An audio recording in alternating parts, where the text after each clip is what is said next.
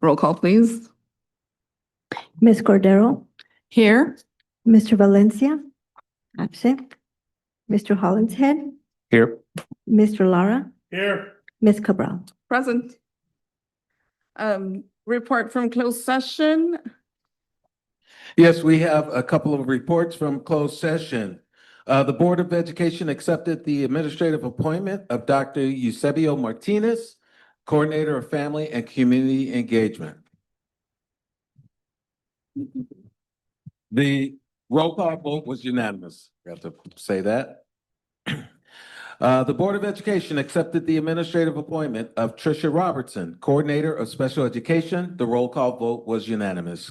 Congratulations to both of them.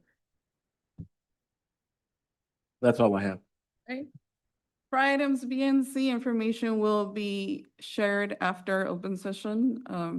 We didn't have time.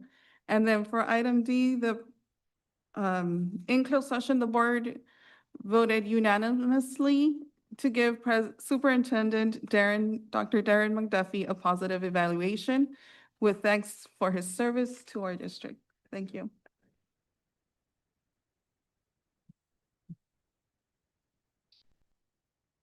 All right. And now the interpreters this evening is Susana Pineda and Manuel Rios. Greetings and support are provided by Margarita Hernandez and Karen Ramirez Espinosa. The Pledge of Allegiance will be led by the Student Leader Advisory Team. If you can go ahead and take this stand.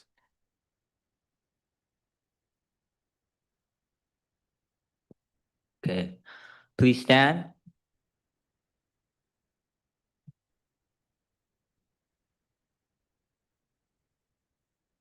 Ready? Begin. I pledge allegiance to the flag of the United States of America and to the republic for which it stands, one nation, under God, indivisible, with liberty and justice for all. Thank you. And then up next is our Student Leader Advisory Team. Ms. Dane Yanley.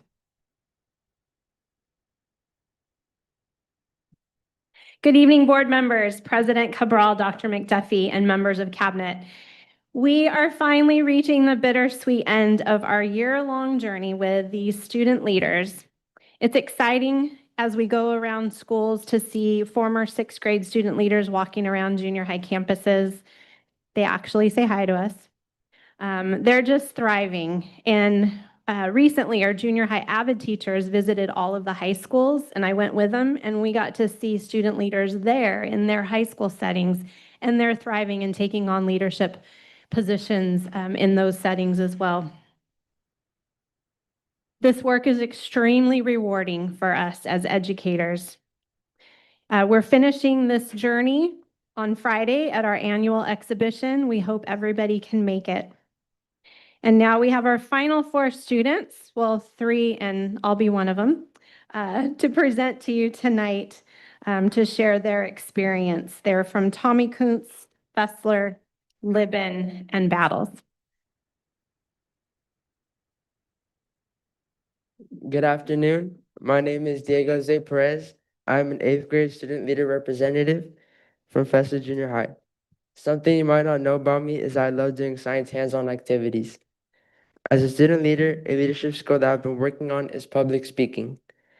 I spoke in front of students, families, and staff members during AVID night. I was nervous, felt numb, couldn't see clearly, but despite all that, I pushed through and presented my speech. I know that a year ago, I wouldn't have been able to get through it, and I wouldn't have even gotten the courage to volunteer to speak. But it was all thanks to my time as a student leader. Throughout my time as a student leader, I have been able to express my thoughts and opinions out loud in front of new people. As a leader, I envision myself continuing to work hard in AVID during my time in high school. I'd also like to work with little kids to share life experiences and inspire them to pursue their passions. Although I know what I want in the future, I also know there will be obstacles I'll have to face. A big one for me is completing big tasks. Fortunately, I have learned a new leadership skill called goal setting. I plan to break down large projects into little parts and take my time to understand each section one by one. I plan to set goals to complete each section. At Fessler, we have a lot of water fountains where students have access to them, and we appreciate that. My peers and I are wondering if the water can be filtered with a better filter. I understand water doesn't really have a taste, but a lot of students have complained about the school's water taste. And if possible, could we have access to ice dispensers? Every day after lunch, students complain about the heat. Students feel hot, dizzy, and thirsty. We think ice dispensers could get more kids to add ice to make their water cold. We think kids would drink more water if it was icy cold. Adding ice dispensers may fix all these issues that we students face daily. Although we're at school, something I hear way too much is slurs. No one should ever be judged or called names just because of who they are. We can't control the color of our skin or where we are from. Those things are things that we should be proud of and things that make us who we are. And I don't believe that slurs are anywhere near appropriate. If I could stop that from happening in my school, I would. Some things I love about my school are the fact that teachers show they care about us. Leadership always makes the best events. They host fun activities. Avid prepares us for the future. And for science, we have hands-on activities. When teachers show they care about us and not just our grades, it makes us feel more noticed and appreciated. When leadership hosts their events and activities, it's always such a peaceful and fun time. They host drawing contests, competitive duo games, and sometimes they give students time to make bracelets for their friends. They bring people close and give them a free place to talk and hang out. Ivan not only gives us information about colleges and ideas of what we might want to do once we're older, but Avid also lets us go on field trips to actually have a feeling of how it could feel. For my 7th grade year, we went to UCSB. I was able to walk around campus, see clubs, and the friendly people there. For my 8th grade year, we went to the Santa Barbara Zoo. I was able to see animals such as gorillas, small clawed otters, and my favorite animal, capybaras. Lastly, when we do hands-on science activities in the lab, not only did they help us learn the information we need, but it also allows us to have a fun time and actually have somewhat of an experience to what we might be able to do once we're older. It also helps us stop staring at screens all day. I hope Fester continues with these things. I know I'm not the only one who enjoys these things too. Thank you for listening to my ideas.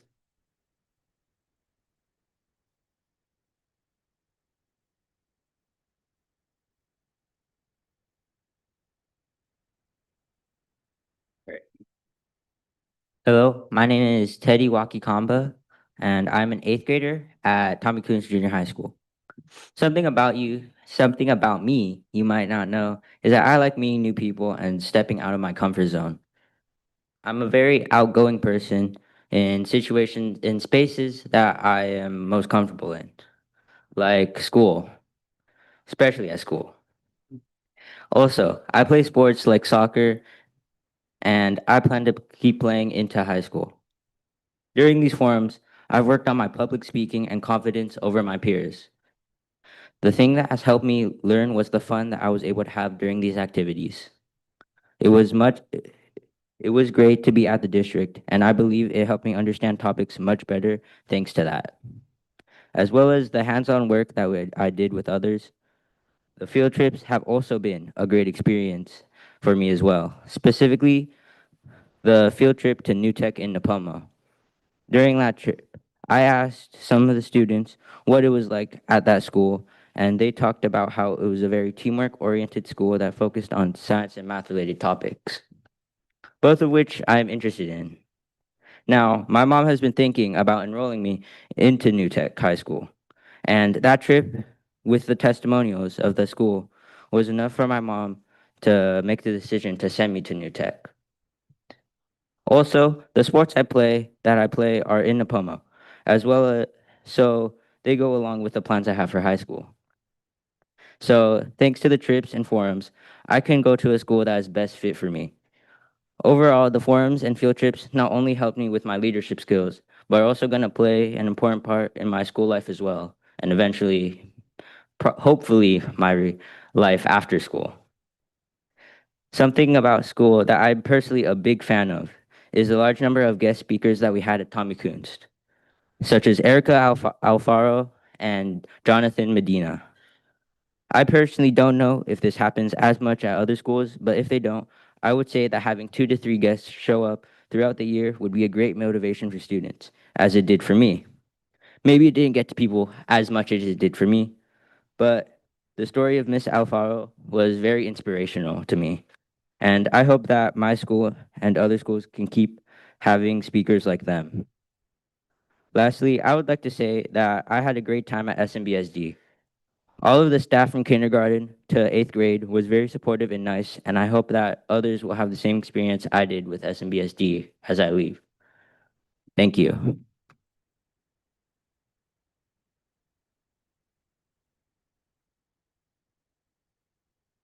Hi, my name is Roxana Garcia, and I'm a sixth grader at Battles Elementary School. One fun fact about me is that I love to sketch landscapes and animals. As a student leader, I am working on talking more in big groups with people I wouldn't normally work with. I am more of a shy kid in my classroom. I would always prefer working in small groups with people I know. I am now learning how to talk more in a clear voice to bigger groups and with people I wouldn't normally talk to. My goal is to be a good leader in my school by making good choice decisions and to encourage others to do the same. An obstacle in my face is at my exhibition because people are going to come up to me and talk to me, and I'm a shy person. But I'm going to handle it by taking deep breaths and thinking how hard I worked to get myself here. One thing I think I should change about my school is the amount of trash I see all over the campus. I would walk around and see trash everywhere, and I feel like there should not be this much trash over campus. We should teach younger kids on how important it is to throw their trash in the trash bin. Another thing I think the SMBSD should stop doing is NWA at the very end of the year. I feel like students would not care as much and just hurry through since there's only like a couple of weeks of school left and they would get a bad score. So I feel like they should stop doing that. I love how the people at the SMBSD support us very well and want us to be successful, and that should continue. Even at my school, staff and teachers are very supportive, and that should also continue. I would like to thank my assistant principal, and parents for supporting me through this. Thank you for taking your time to listen to my speech. Have a great evening.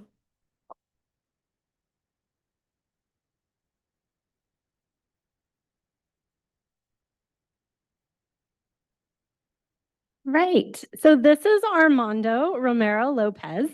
He's a sixth grader at Libin.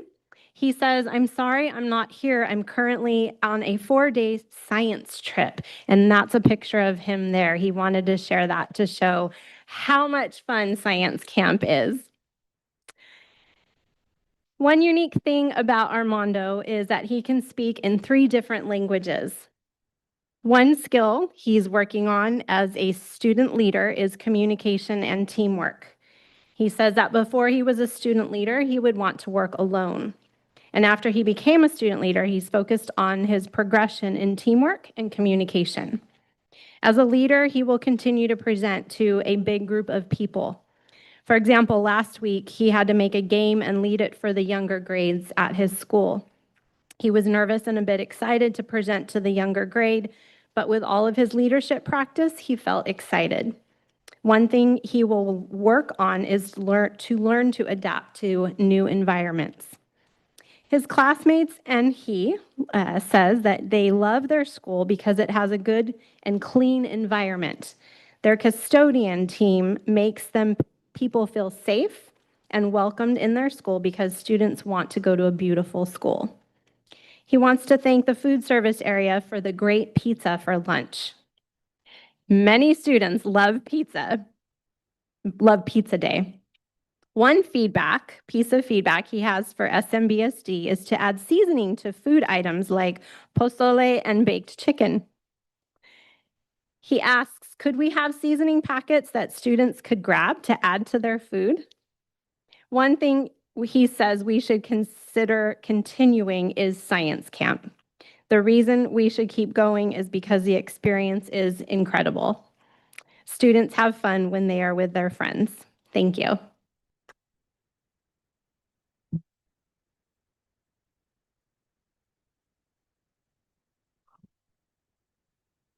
Thank you. Yes, Mr. Velez? Students, before you leave, I just wanted to briefly summarize some key things that you said that I think are really important to, at least for me, to remember. You talked about the importance of having filtered water that tastes good. I see that also happen at the high school level. So I actually bring water from my own home because it tastes better filtered from my own refrigerator than it does. So I feel you. I hear your concern. And I want to make sure that our team is aware of that as well. And maybe when we're on your campus next time, we could taste it for ourselves, right? And see. But I definitely take your word for it, and I hope that we do follow up on that item. I also appreciate your suggestion about, I think, incorporating ice also, because students are more likely to drink water if that's the case. So that's a wonderful suggestion. And I really am grateful that you brought up the idea of ensuring that we do not discriminate. I think you talked about discrimination and how harmful that can be. And so I'm really grateful that you all as young people are seeing that, challenging that, so that we live in a better society. So I'm so grateful to you all. And I love the suggestion about seasoning of food. As a Mexican, seasoned food is something that I get to enjoy on a regular basis. And so that point is well taken, because if students aren't enjoying their food, they're less likely to eat it and more likely to throw it away. That leads to waste, and that leads to malnutrition, right? So these concerns are extremely valid, and I definitely encourage all of our team to follow up on those items. And before you leave, I would love to take a picture with you as well. Thank you so much. Thank you, Mr. Valencia.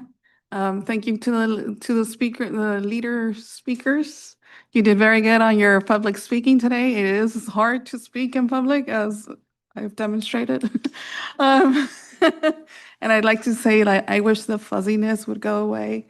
Sometimes it doesn't, but you work through it, and you worked through it today very, very gallantly. Thank you.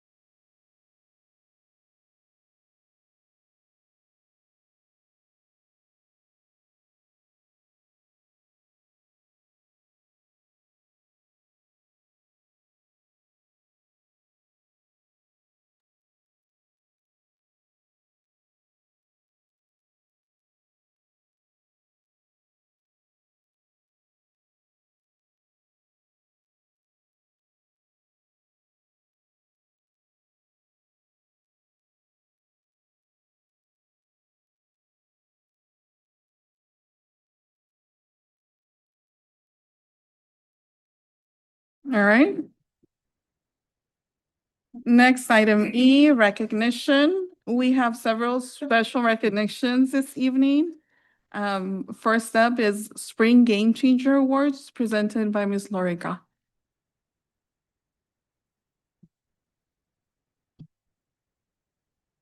Oh, that's so nice.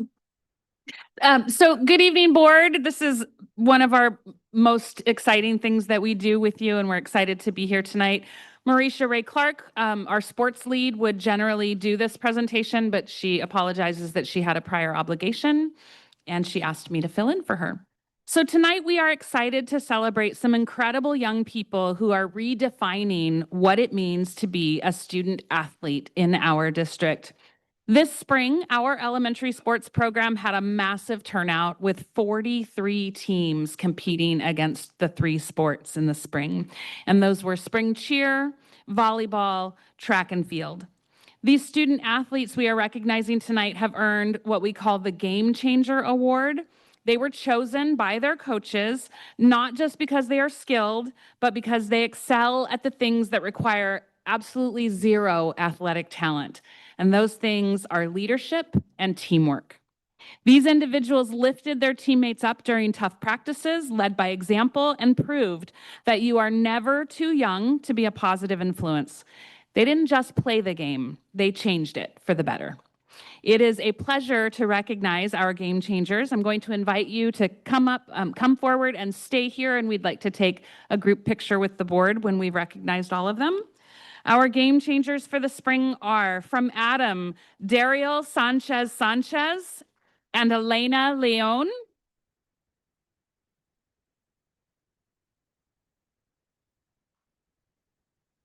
From Alvin, Nayeli Velasco Ramirez and Alicia Reyes Torres. From Arianes, Gael Mora. From Battles, Ashley Cardenas. From Bruce, Leila Villalobos and Nathan Gutierrez Coria. From Fairlawn, Isel Basilio Cristobal and Rafael Eudave Esquivel. And Estrella Andrade. From Jimenez, Alina Solorza and Mahalia Arias. From Libin, Armani Esquivel and Rosalind Garcia. From Liberty, Maria Espinosa and Precious Annika Saniatan. From Miller, Genesis de Jesus Cruz and Genesis Hernandez Aguilar. From Oakley, Amara Machuca Stifler, Emily Sanchez, and Leah Perez. From Ontiveros, Isabella Reyes and Lujele Oficiar. From Rice, Hiroshi Cruz and Brianna Montiel Membreno. From Sanchez, Elise Reyes and Jacqueline Santos and Lucero Ramos Cruz. From Taylor, Janelle Flora Corrales and Emily Vanessa Bautista and Freddie Solano Zeffarino.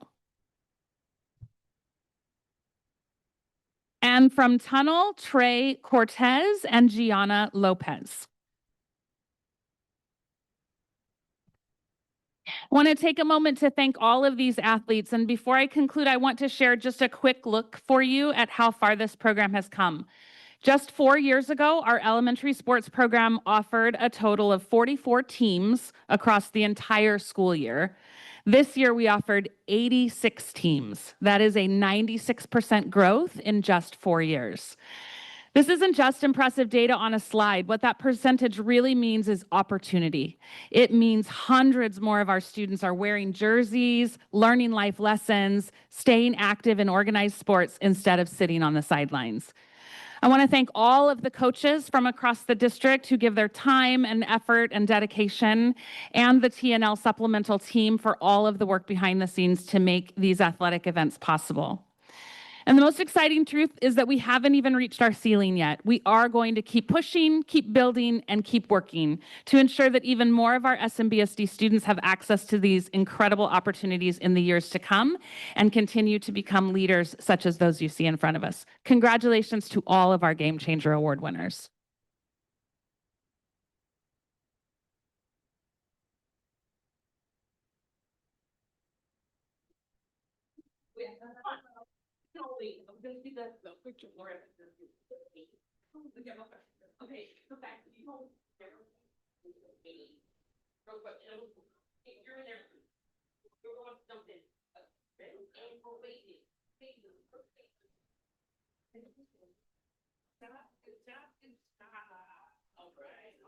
All right, and now we're going to take a picture.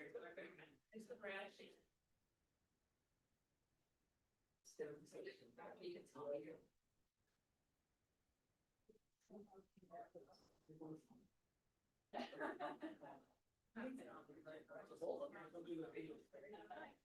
Okay.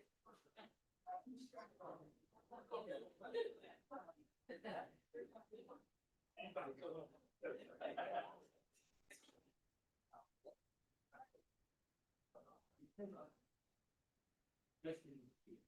so we're gonna take a look again. All right, very good.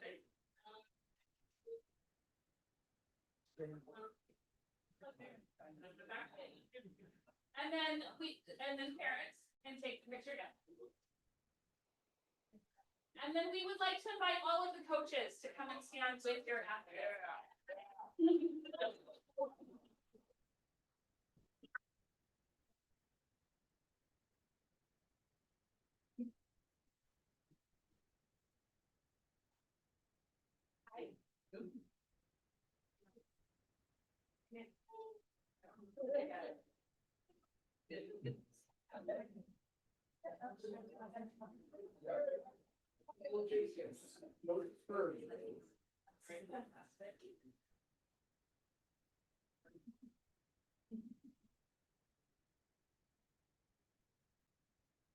All right, thank you all for an amazing spring season. Have a good night.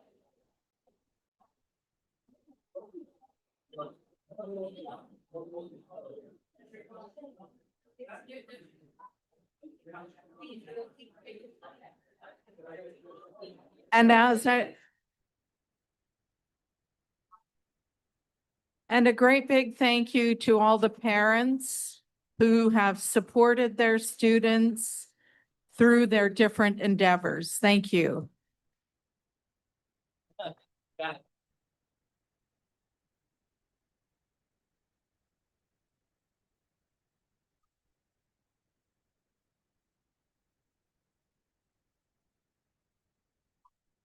I know.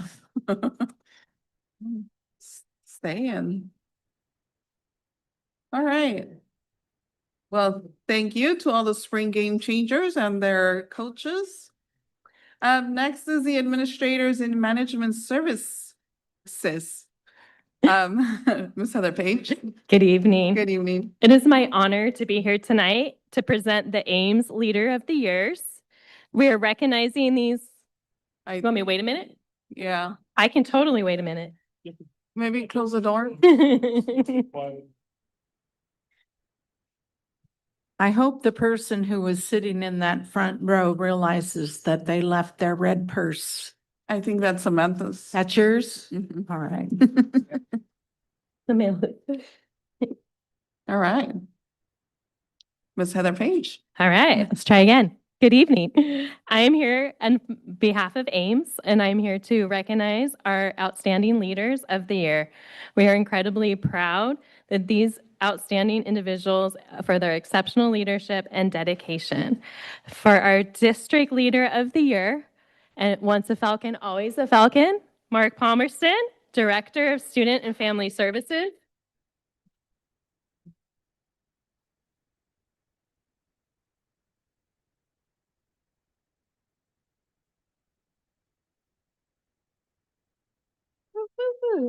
Are you going to pass it? Thank you. Mhm. For Site Leader of the Year, welcome back to SMBSD, Victor Velasquez, Principal at Battles Elementary. Oh, wait. Sorry, I'm reading what they gave me, but you were right. Co-Administrator of the Year, Jamie Fontes, Assistant Principal at Battles Elementary.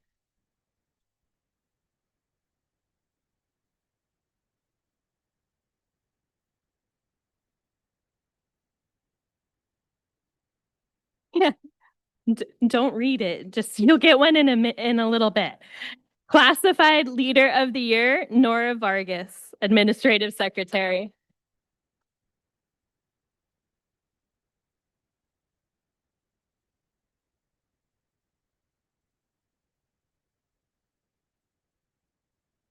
Yay. Yeah, can we get a picture? Well,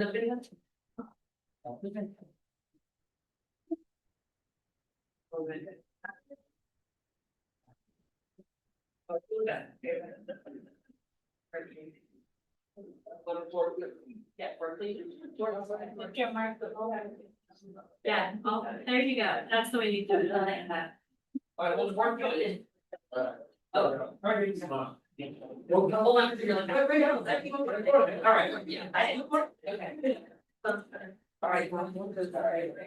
Congratulations.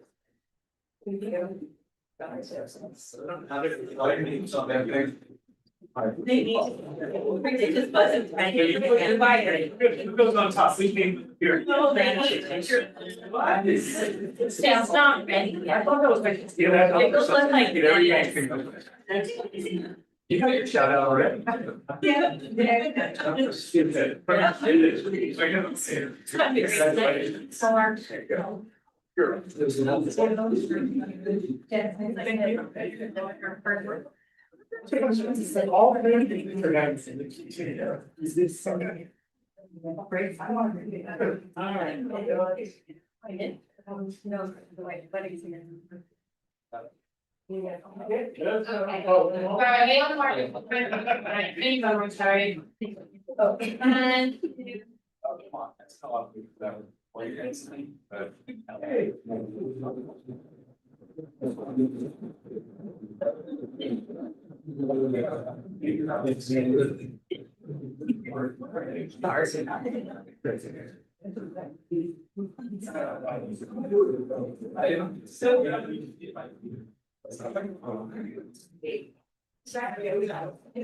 Congratulations to the recipients.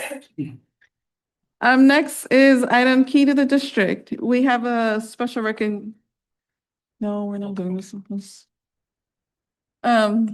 We have a special recognition this evening. Here to present the key to the district is board member Ricardo Valencia.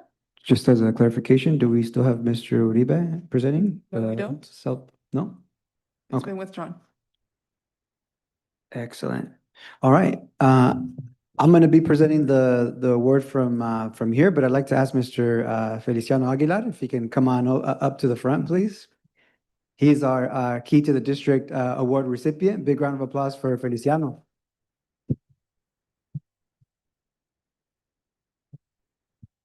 Right there by the mic is cool, sure. Because after I'm done, hopefully you'll have a chance to share what's on your mind as well. So folks, I'm really grateful that we have this Key to the District award. It's a recognition of outstanding people within our district and outside in the community. And so what I did is I gathered my own thoughts that I'll share with you in the beginning. And then I asked people that actually work with Feliciano on the day-to-day to share their perspectives, okay? So one of the first times that I met Feliciano, it was because he invited me to do some work on the weekend. We were painting on the asphalt so our Liberty youth would have some creative mental and physical health exercises. Normally, I encourage all our staff to take a much-needed break over the weekend. But we all know in education that there is no such thing as a 9-to-5 for us. Feliciano is the type of leader that is so embedded and committed to this community that he comes to work on weekends and inspires others to do the same. For those of you who do not know, Feliciano Aguilar is a bilingual school psychologist for the Santa Maria Bonita School District. Additionally, Feliciano is also a school board member for the Santa Maria Joint Union High School District. He is a part of a diverse school board that reflects the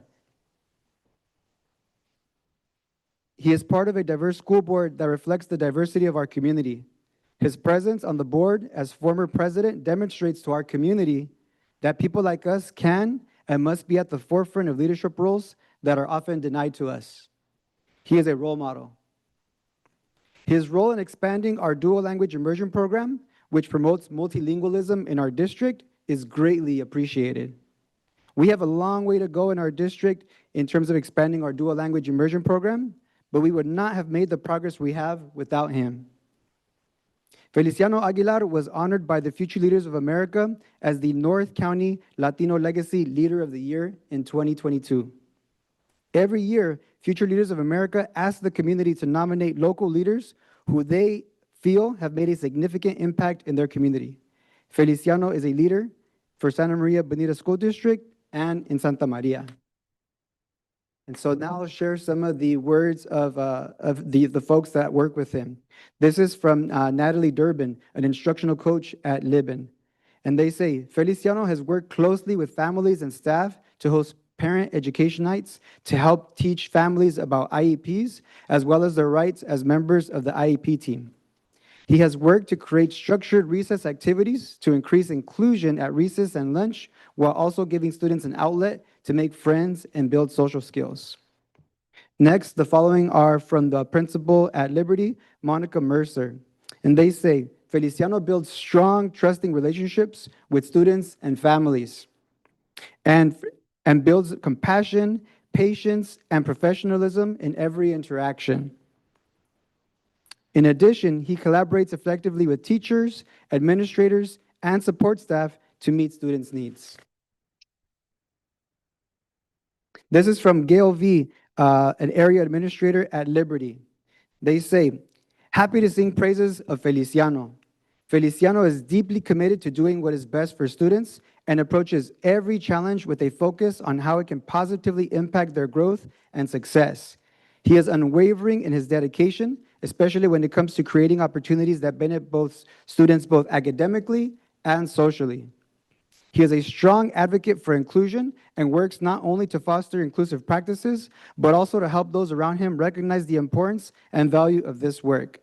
Feliciano understands successful inclusion requires meaningful support, collaboration, and commitment, and he consistently works to ensure those supports are in place. Beyond this, Feliciano willingly contributes to the many different aspects of student success, always bringing positivity, compassion, and determination to his work.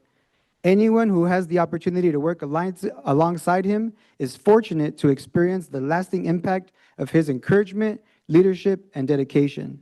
Thank you for the opportunity to say great things about Feliciano. That was from Gail. And then lastly, this is from Amber Walls. So exciting to know that Feliciano is being recognized in this way. It is greatly deserved. Feliciano is a stellar member of our community, both in district and out. As a school psychologist in our district for almost 20 years, he has consistently led the charge on improving practices around the district. He has participated in countless committees and worked to support students, staff, and families around the district, not just at his school site. Feliciano approaches every situation with a solution focus and can bring a large team back to the issue at hand with a single statement, ensuring that the center of the conversation is always what is best for the student and the family. Feliciano is a quiet leader. He sits back and observes everything needed and then finds a way to enter the situation with grace, respect, and suggestions which help the team move forward a resolution. He does all this in the name of the student and what they need. Feliciano has been a leader in many ways in our district's large initiatives, including supporting inclusive efforts and dual immersion programming. His knowledge and passion for the work in both areas have driven the district forward and move our students towards stronger outcomes due to those programs.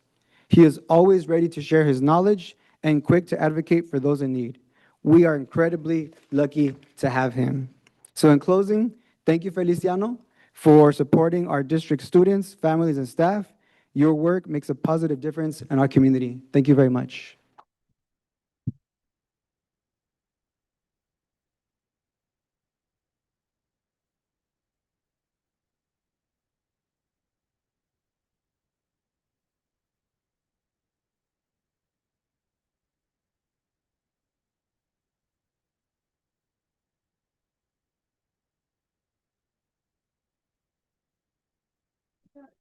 I'm not sure where this all goes because we've done this kind of before, but I just want to share that a lot of what the folks said about Feliciano and what Mr.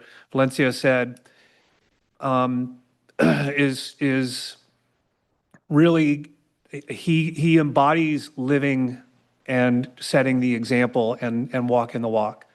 So all those things that were talked about, Feliciano has been involved with from a very core level, whether it was as a parent and driving the DLI conversation, the initial conversations, and getting the school off the ground, with a number of other people, or whether it was advocating for a school psychologist when we had very, very few on staff.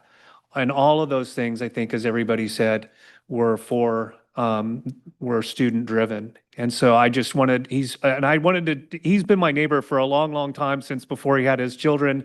And I think, he and Laura are great examples in that way too, and how they are community members and walk the walk. So I wanted to thank you personally, because when I saw this, I think, as Amber said, truly gratefully deserved. So thank you, Feliciano. That's enough. Yeah. Did you have some words to say? Did I turn it on? Yes. Yeah. Whew, all right, that was a lot. Thank you all so much. So much appreciated. And it's such a profound honor to receive the key to the district, right? I am going to try it out in the front door on my way out, see if it works. Again, I think this is a reflection of a lot of the collaborative work that has happened with so many people, right? Some of the people may be here today or through the years. I think Amber said almost 20 years. That sounds like a lot when you hear it like that. But throughout that time, I think I've been fortunate to work with, dedicated teachers, right? Inspiring students, supportive families, and committed community members, right? And so all of that really feeds me and wants me to continue the work, right? And it was interesting that dual immersion was mentioned. Just yesterday, I was at a meeting to work on the dual immersion, and I can honestly say that everybody at that table is deserving of a recognition, right, of something, just because their passion, their dedication is contagious. And a project like this that is a decade or two in the making, it takes that, right, to feed off other people that are doing this work. And so I was really happy to be at that meeting and see that other people are coming in with a lot of energy to make things happen in our district. Let's see what, and just finally, again, my name is on this, but I think it's also a reflection of a lot of our community members and all our teachers, staff members that stand behind our students every single day, right, to serve them. So again, thank you for the recognition, and I really appreciate everyone that I get to work with on a daily basis, and then thank you all for this.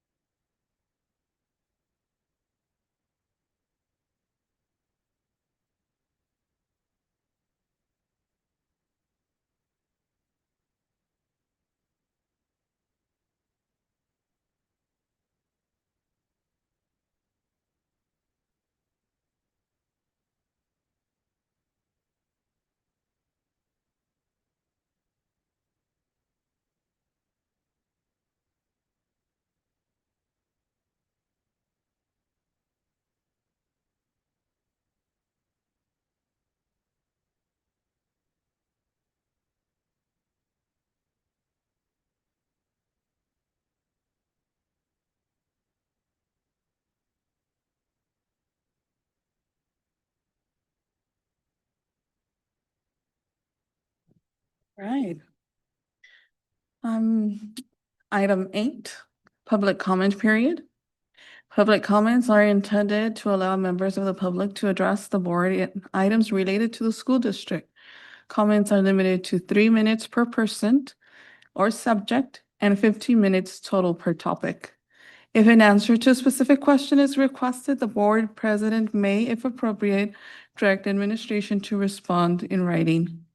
As a friendly reminder to our speakers this evening, please deliver your remarks at a moderate pace so our interpreters can provide accurate interpretation. Speaking too quickly may compromise the accuracy of the comments for our listening audience. Dr. McDuffie, do we have non-agenda items this evening? Yes, we do. Okay. I don't know what happened to my voice, but yes, we do. We'll start with Mrs. Kayla Bachlan. And there's a video conference message. Vauclin, and I teach at Taylor Elementary. I appreciate classes of 24 students because they are manageable with large and small group activities, allow safety with equipment and with inclusion. It helps me have more teacher bandwidth to be able to differentiate learning to meet all my students' learning needs.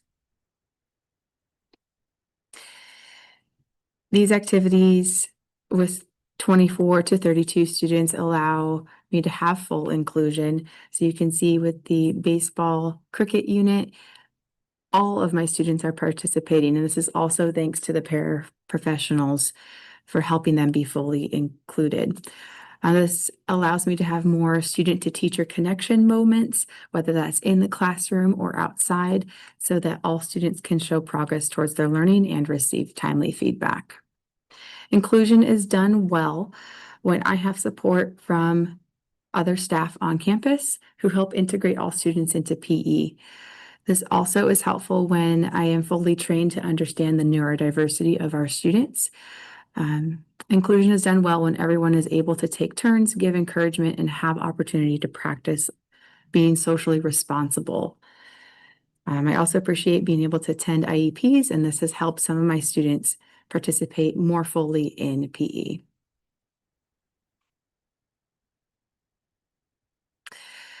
A smaller class size allows assessments to go well, timely feedback, as I mentioned before, student self-reflections or peer feedback are more meaningful.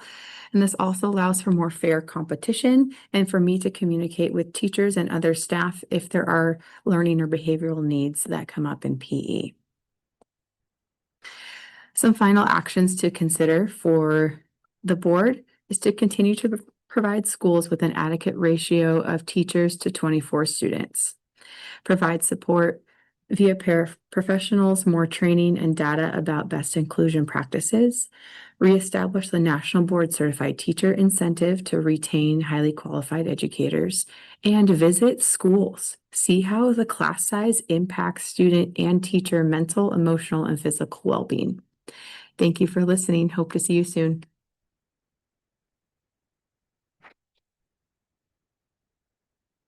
Okay, I'm going to call several up at one time. I have Tiffany Marquez and Amy Dolan, Jonathan Patterson, and Audrey Ruiz as well. We'll go after that.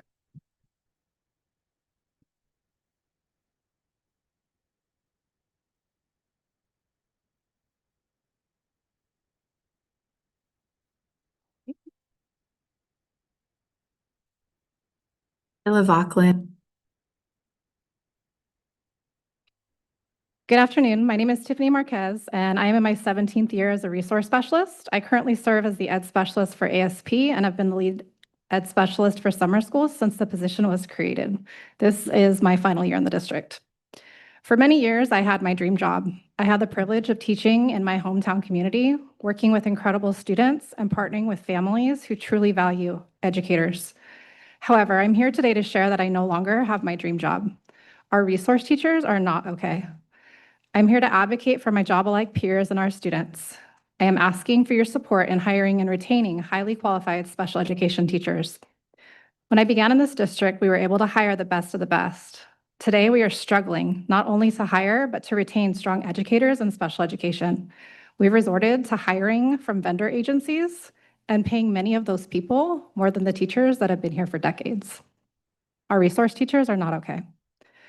Lowering caseloads has been discussed, but in practice, it has not been realized. This year at Adam, we began with 3.5 resource teachers, which seemed promising.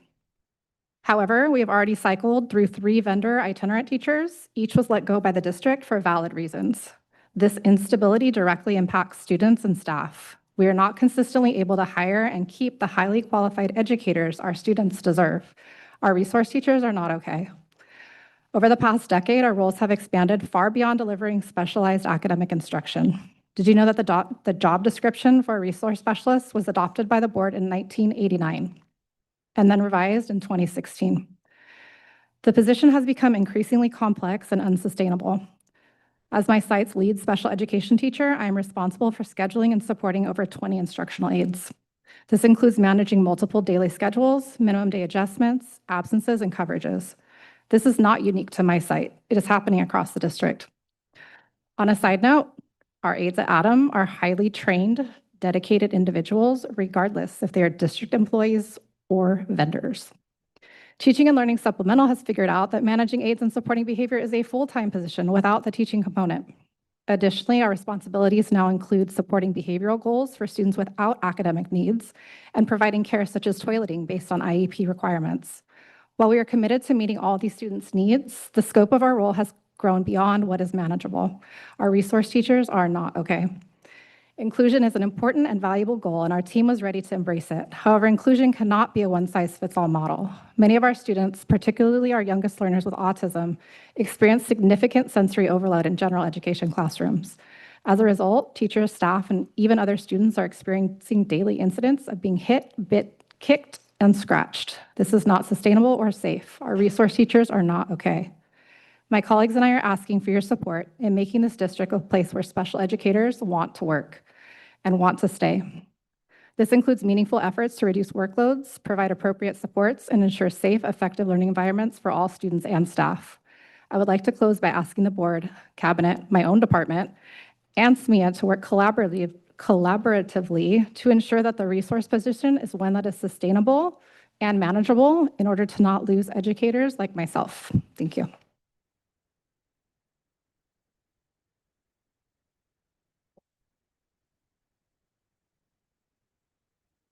Good evening, board members, district administration, colleagues, and community guests. My name is Amy Dolan, and I have been a teacher in SMBSD for 27 years. I currently serve as a fourth grade teacher at Adam Elementary School. 13 years ago, a new young resource teacher, Mrs. Tiffany Marquez, quietly and confidently presented at a staff meeting about potentially co-teaching in general education classrooms. She shared her belief that all students can benefit from specialized instruction, not just students with IEPs. She believed that RSP students shouldn't have to be pulled out of their class, miss core instruction, and as they get older, feel embarrassed about receiving extra help for reading or math in a different classroom. All of these things resonated with me. And the fact that she was committed to teaching all students with me in my classroom daily.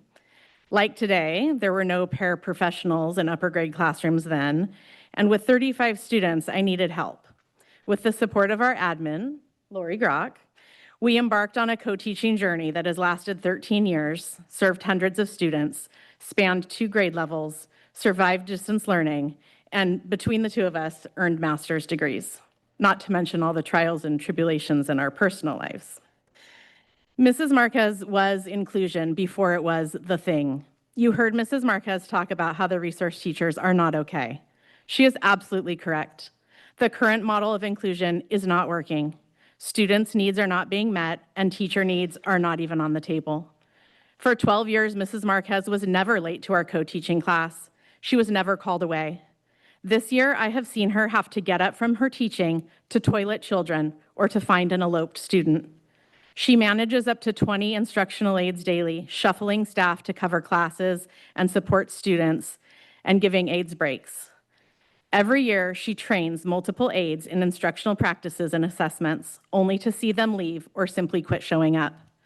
Tiffany did an enormous amount of work before inclusion, and now she is doing at least 2 full-time jobs for the price of 1. So tonight I am here to publicly thank Mrs. Marquez for her time and service to the students and staff of Adam Elementary School and Santa Maria Bonita School District. Tiffany, I am a better teacher because of you. You have made an incredible difference in the lives of so many students. You will be missed beyond measure, and your new school district is very lucky to have you. Board members and administration, please heed this warning. The choices you have made regarding inclusion are not serving students and teachers in the way you intended. The teachers are not all right. SMBSD will continue to see exceptionally talented teachers, like Mrs. Marquez, leave the district and the profession if things do not change. Stop asking us to do more with less. Thank you for your time.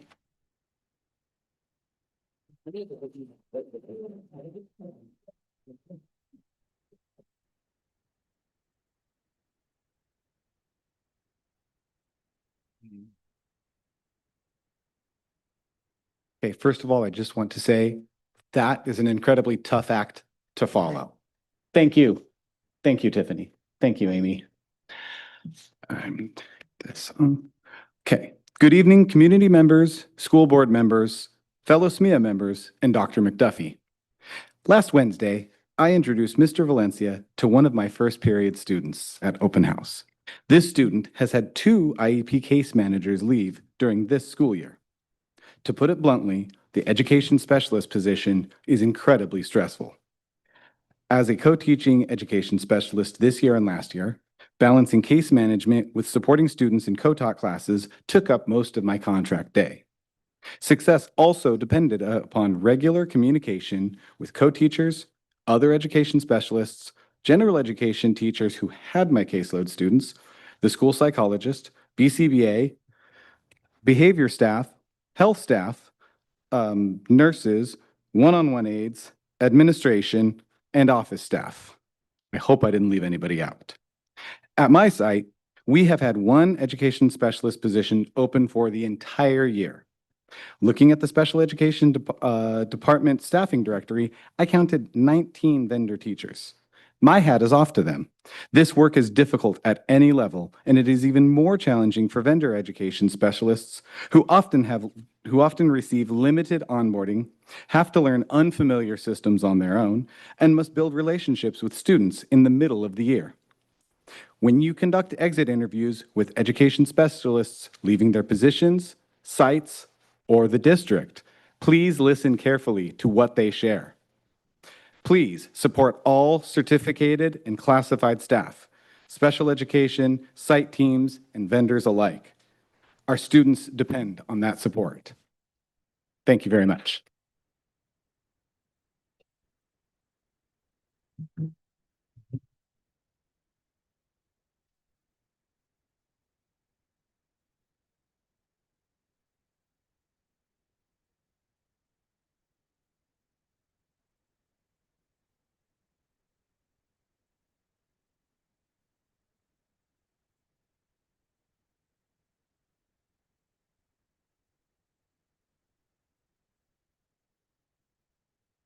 Okay.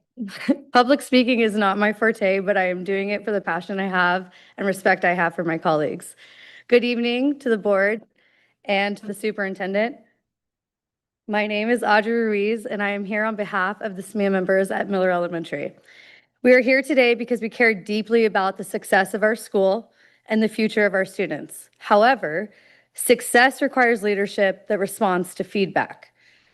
On May 21st, our staff met to review the climate survey results with the administration. While a proposal was made to hold monthly meetings to address ongoing concerns, our faculty overwhelmingly rejected this. The staff feels strongly that this should not be the job of the teachers or of the SMEA representatives. Rather, this accountability should be coming from the district office. The sentiment is clear. We have already provided numerous opportunities for growth, held several meetings, and waited patiently for improvement. We have seen none.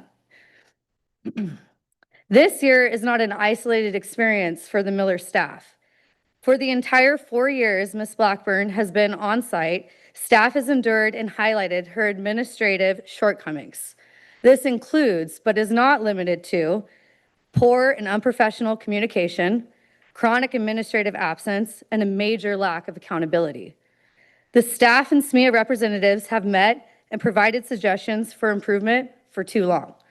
Consequently, we conducted an anonymous vote of no confidence regarding Principal Kathy Blackburn. The results were definitive. 35 members voted no confidence. 4 members voted no, and we had 1 abstaining.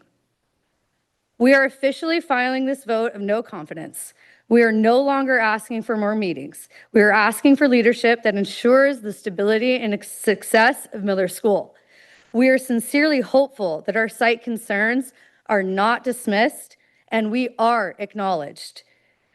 This vote shows how severe the stance of our teachers and staff have become when considering our leadership.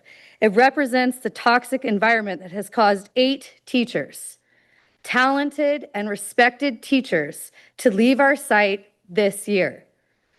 It represents the voice of the Miller teachers. Thank you.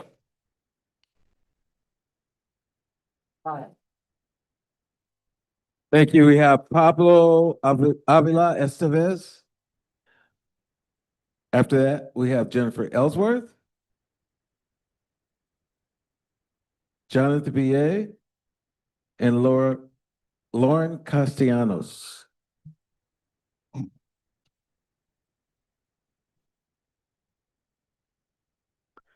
Okay. Good evening, esteemed members of the board and superintendent. My name is Pablo Avila Esteves, and I'm here to express some concerns I have regarding the working conditions of the E building at Miller Elementary School, known to many as the old bank building.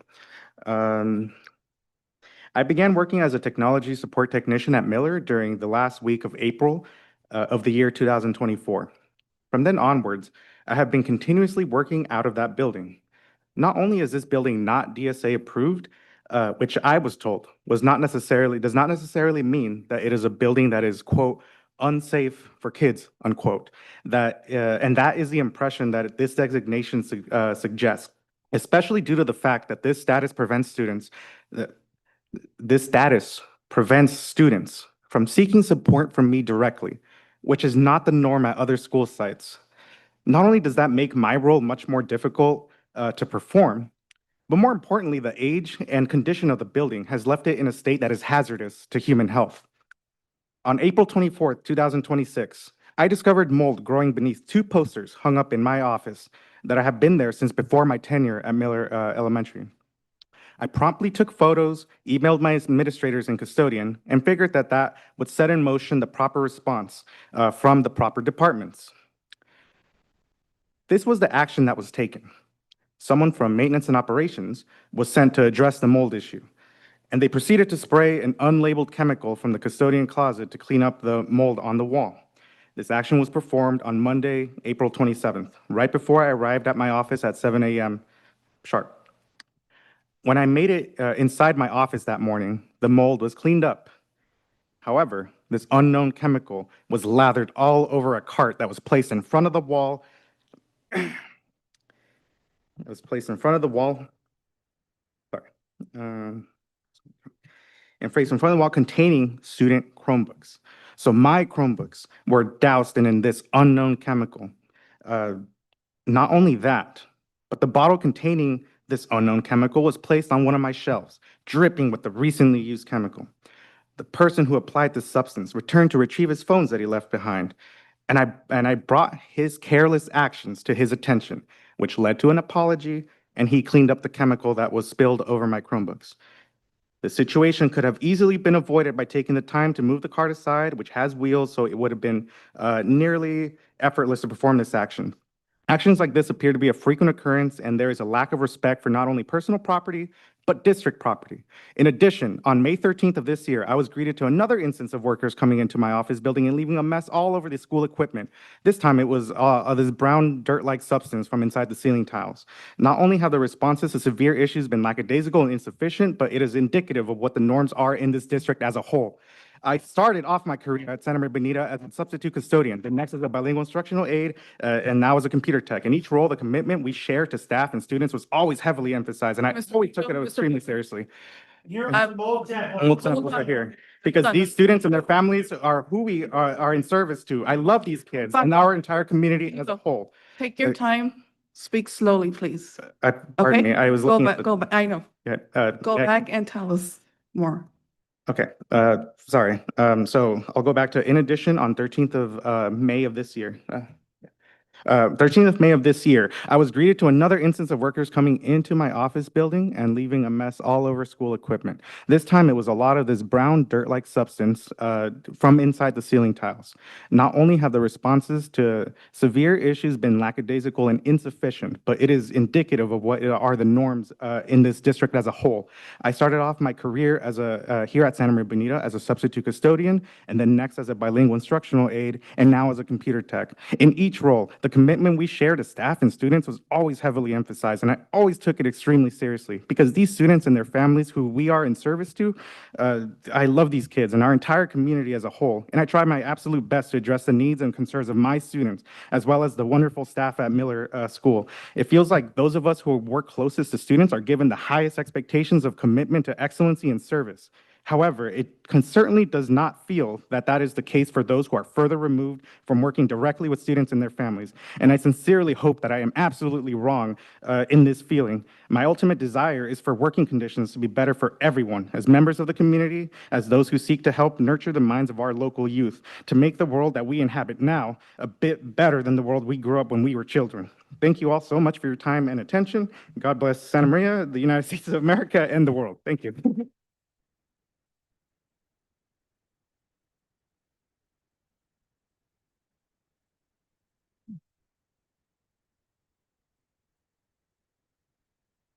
Thank you, and I'd like to remind you guys, keep your pace at a moderate level. The speeding up it doesn't help anybody. Okay, thank you. Okay. Hi there. My name is Jennifer Ellsworth, and Board of Education, Cabinet, and Public. I'd like to thank you for this opportunity, and also thank you for the courtesy that you just showed our fellow employee to finish his remarks. Thank you.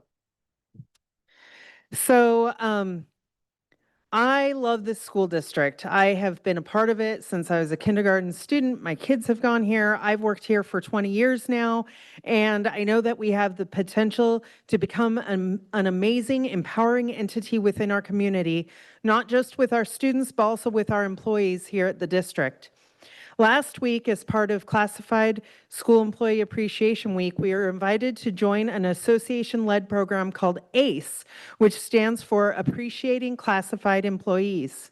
This opportunity, awarded to very few school districts each year, encourages district leadership to work with classified employees for the week and actually learn what we do in our jobs.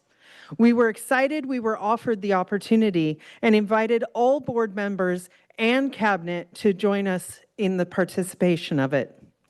To our disappointment, not everyone responded that they would be willing to or able to join us in our ACE week. However, we did get a group of willing volunteers.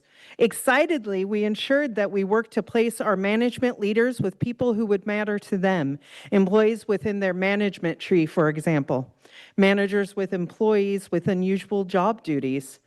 Our hope was that management would see the variety and passion of our classified employees, and that this deepened understanding would invite unity between these two groups that have had some challenges in the recent past. I'm sad to say that as we got closer to ACE Week, more of our managers and even a board member chose to drop out of that activity that meant so much to our classified employees. Some managers severely truncated the time they were willing to spend with the job classes from 6.5 hours down to a mere 1 hour at a time. Rather than this being a learning opportunity for everyone, it seemed to become a burden for some. Unfortunately, our classified employees felt this too, where our volunteer classified were excited to spend a week showing their jobs to a variety of leaders. Now, in some cases, they had an hour with 4 different managers in one day. Not enough time to teach or to share, and definitely not enough time to feel appreciated. While this being said, we did have a few management team members who fully participated the entire week. And I want you to know you were noticed and you were appreciated. I want to challenge this board and this cabinet. Your management leaders who did participate told us how fulfilling this event was. We want every leader to have this opportunity to realize how valuable it is and how valuable our classified employees are. Next year, please plan on participating. Plan on being committed. Plan on spending more than just the scraps of time you gave this year so that you can truly learn about our classified employees and the hard work they do. Thank you. We'll also have the last two, right before you speak. Well, Jennifer, I apologize for not attending. and it was definitely something I look forward to, and I'll sign up for sure again. Thank you, but thank you for the opportunity. Jennifer Danowitz and Eric Peterson, those are the last two, but I know you, Jonathan VA, and your name? My name is Lauren Castellanos. Laura Yes. Castellanos. Okay. You took the first part of my speech away. I was going to say, good evening. My name is Lauren Castellanos. I am an education specialist at Arianis Junior High. This is my first year in the district, but I have a decade of experience in special education, and I would like to speak tonight about the potential change in our healthcare policy. At the beginning of this school year, I completed my open enrollment for healthcare and chose a slightly better plan than usual. It's a good thing I did because only 2 months later, after many tests, appointments, and out-of-pocket costs, I was diagnosed with breast cancer.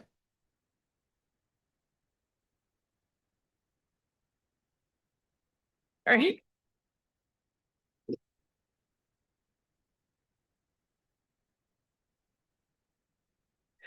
Since then, I've completed chemotherapy, and next week I will have a double mastectomy.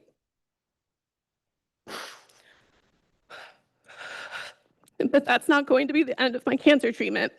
I still face radiation, reconstruction surgery, and up to 10 years of hormone therapy. Not to mention all of the blood work and scans that I will need to do to monitor my health in the meantime. Cancer has changed every aspect of my life, and I've already had to rely on my savings and other resources in order to get through treatments. If the district passes healthcare premiums on to teachers, my plan will cost me an additional $300 per month during the exact time in my life when I need healthcare the most. That $300 is not insignificant. That's groceries, gas, transportation to and from appointments, and basic stability while undergoing cancer treatment. I know that I'm not alone. Many educators are quietly facing their own health problems, whether it be chronic illness, disabilities, or caring for a dependent, while still showing up for their students. When educators are stretched too thin financially, physically, and emotionally, students inevitably feel those impacts too. Santa Maria Bonita's beliefs state everyone has inherent value, everyone deserves physical and emotional safety, and that equity matters. Our mission aims to ensure student outcomes by maintaining highly effective staff. I share those values deeply. How is cutting healthcare premiums for teachers in service of those goals? It's difficult to reconcile those values with policies that make healthcare harder to afford for the people caring for students every day. Healthy schools need healthy teachers. Teachers should not have to choose between healthcare and financial stability, especially as prices continue to rise in California. This could in turn affect teacher retention, which we've already heard a lot about tonight, because people stay where they feel valued, protected, and supported. So tonight, I ask the board to consider, what kind of district do you want to be? What kind of employer do you want to be? And what kind of support would you want if your own life changed overnight because of a diagnosis or accident? Because that's what happened to me. I was a very healthy person until I wasn't. Now I am facing the loss of my hair, my strength, parts of my body, and my sense of normalcy, while also worrying about whether I can continue to afford the healthcare that is keeping me alive. I urge you to choose policies that protect the health, dignity, and humanity of educators. Because when teachers are supported, students are too. Thank you.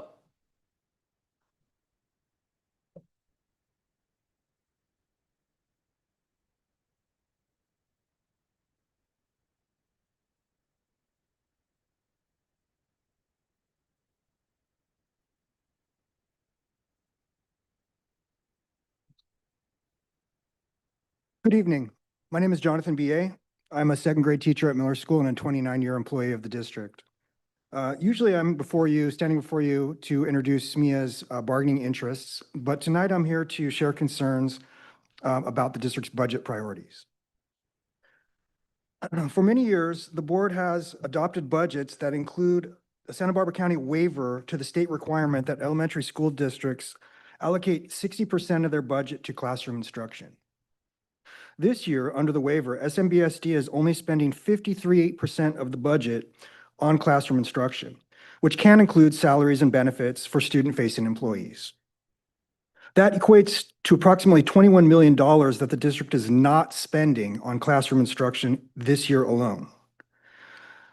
When presenting the waiver as part of the budget, Brian King has stated that simply that the requirement is an antiquated form and that more and more districts are applying for the waiver each year. But he never justifies why we need the waiver, why we're not spending the full 60% of the budget on classroom instruction. So that begs the question, if our priority is not on fully funding classroom instruction, what are the district's priorities? An analysis of the budget reveals that the priorities seem to include outside consultants and programs, travel and conferences for admin, and maintaining reserves that are consistently high above the statutory 3%. Meanwhile, at school sites, shortages of paper and supplies have become common. Families are asked to contribute more and more money via jogathons and fundraising campaigns to help cover the cost for field trips and special events. Additionally, teachers often purchase school or art supplies because funding is no longer available at the sites. And now, employees are expected to cover a huge increase to health benefits in the next plan year, while salary increases have not kept up with the ever-rising cost of living in the Santa Maria Valley and beyond. It is time for Santa Maria Bonita to forego the practice of requesting a county waiver and prioritize classroom instruction in the budget for 26-27. Let's reinvest in the students and staff that the money is actually intended for. Our students and staff deserve the best. It's time for the district to fully fund classroom instruction. We can't wait. Thank you.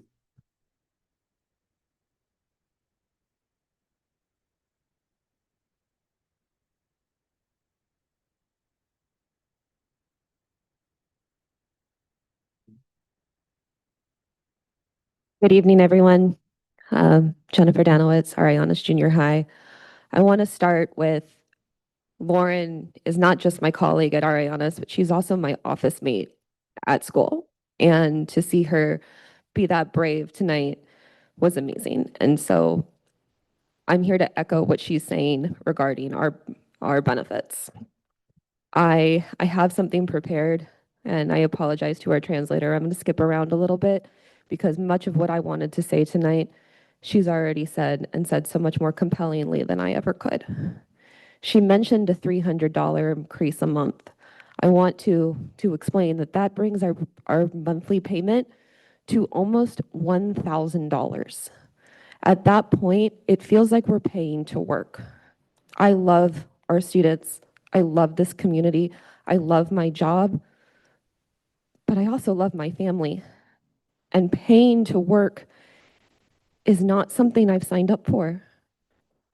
I also want to point that Board Policy 9250 allows all of you an opportunity for our same health plan. I don't know how many of you participate in that, but I know that these increases would have a cost to you too. I ask you to think, is $1,000 a month something that you can afford and you can sustain? Because it isn't something that our educators can. It isn't something that our classified members can. And I don't believe it's something that most of our administrators can. This increase is going to impact every single one of us. This isn't an issue that impacts one labor union or another or a group. This is an issue that is going to impact every person that is dedicating themselves to this district. While I appreciate that we have decreased the amount of money with the increase from 18 or 19% down to 14.4, $1,000 a month is just not sustainable. But there is a way that we can not have employees shoulder this burden. The district is able to fund these benefits for all of us. They are able to increase the cap. They are able to go the way that many of our other districts in California have via the We Can't Wait campaign and fully fund or almost fully fund these benefits because Benefits are what help us serve our students. Every single educator, every single classified employee, every single administrator, and all of you. Please help benefits remain a benefit and support educators like my amazing colleague, Lauren. Thank you.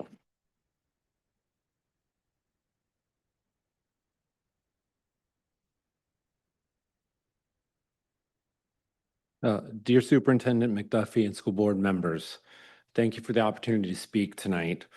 My name is Eric Peterson. I'm a 7th grade history teacher at Arianas Junior High School. I've been teaching for 22 years, with the past 9 years being in Santa Maria Bonita. A lot of the messaging this past year from the district has been on the Brighter Futures project, which includes the core tenet of investing in great teachers and staff. That's what brings me here tonight. There are 2 issues I want to address. One is the fact the district is only spending 53% of its budget on classroom instruction while pocketing a balance of $21 million due to a waiver granted by the county. Personally, this doesn't look like investing in great teachers and staff to me. Second, the district's own insurance broker is saying that health insurance for its teachers is expected to increase 14% next year, which will be about $3,000 out of my paycheck for the next year.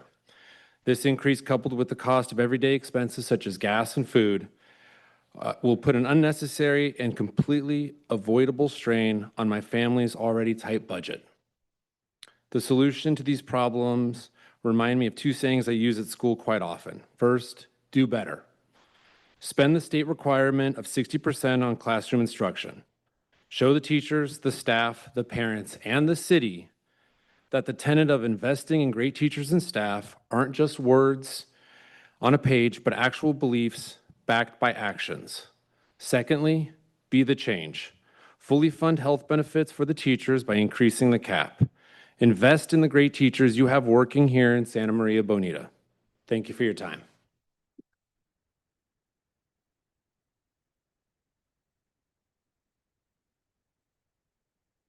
That's all we have for public comment. Thank you. Anything on agenda items? Non-agenda, no comments on non-agenda items. Okay. We have a new section, comments from associated presidents. Did you? Yes, I wanted to talk a little bit about this new budget, or this new agenda item. It immediately follows public comments, and will continue to do that. And it serves as a standing invitation and a formal platform for our partner associations to share news, announcements, and updates directly with the board. We're pleased to extend this invitation to the leadership of SMEA, CSEA, and AIMS. Please note that the participation in this item is entirely optional for our associations. For those presidents who do wish to share updates tonight, you will have up to 5 minutes to speak in alignment with our same protocols for our 3-minute public comments.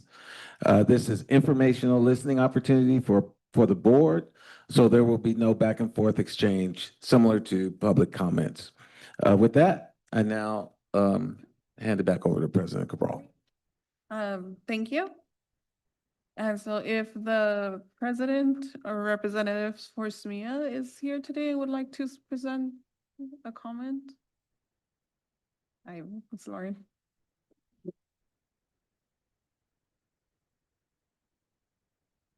Thank you. Dr. McDuffie, President Cabral, board, fellow SMEA members, community members, thank you. My name is Kristen Lohr, and I'm proud to stand here as the president of SMEA. And I'm just extremely humbled and amazed at the power and strength that these educators have that work in the classrooms with students and helping in the yard and helping with cleaning classrooms and all the things that SMEA, CSEA do to make this an amazing place. So I hope my words today are a little bit celebratory and still maybe an ask for some further work that we need to do.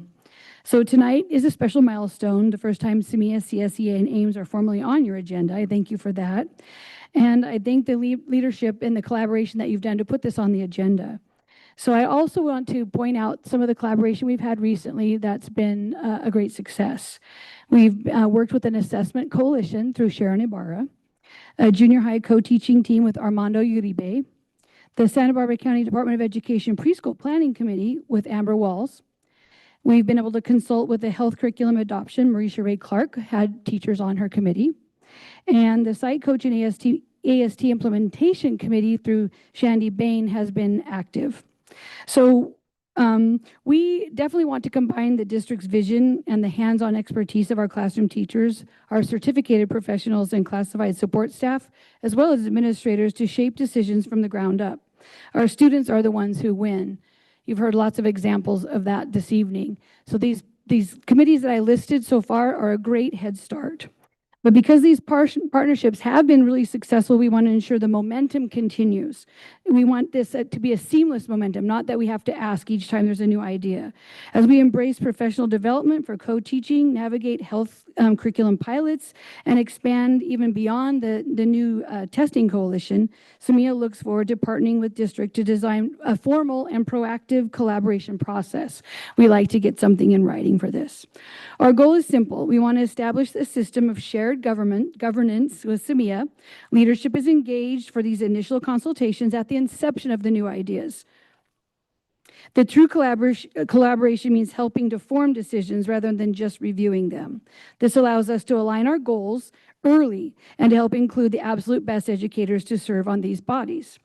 We're excited to bring this to the attention of you, the school board, tonight, as we've been working to schedule with Maiju a time together to build a future protocol that honors our contractual right to co-create and consult on curriculum and educational objectives. Thank you for your continued commitment to work with us. Together, we've been building a stronger future for our schools and in turn, really pride in the Santa Maria community as a whole. Education has at one time been the largest employer, still continues to be the stronghold of every neighborhood is the education. Thank you for this opportunity to address you as a formal agenda item. And I look forward to working with you in the future. Hopefully very soon, Maiju and I will get our calendars back together. So I really appreciate this time. Thank you again. Thank you. And next, the president or representative for California School Employees Association, CSEA.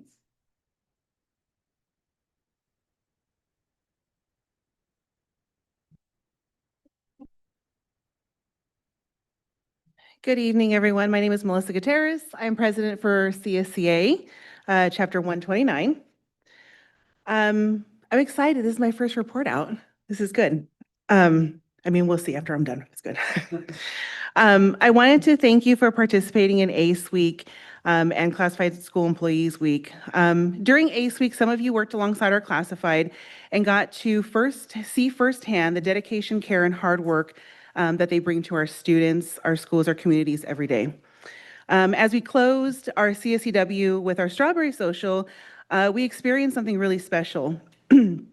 After the program was done, I actually got to sit back and watch everybody, just party and have fun. We danced and we laughed, and I saw no titles. We didn't see any hierarchy. We were just district employees, friends, and families coming together to celebrate classified employees and the important work that we do. It was a reminder that we all play a part in the same district family. And this is my hope, moving to our 26-27 school year, that we continue to build on that shared appreciation and respect of each other. I also come with a concern. The proposed insurance increase will have a significant impact on classified employees. For many of us, this increase could mean paying over $700 a month for benefits. This is unaffordable for classified. These are the very people that you worked alongside during ACE Week. These employees who are already struggling to make ends meet will now, who also continue to show up every day for our students, many of them who are parents in our district of the students that we serve. I'm respectfully asking the board and the district to pass on this increase at this time and allow each bargaining unit the opportunity to negotiate these changes together through our negotiation process. Please think about the real impact this decision will have on classified employees and their families. Thank you. Thank you, Ms. Gutierrez. Next is the Administrators in Management Services, AIMS representative or president.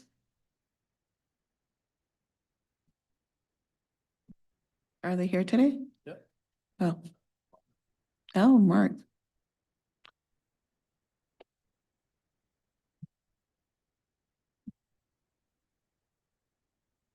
Good evening, Mark Palmerston, President of Ames.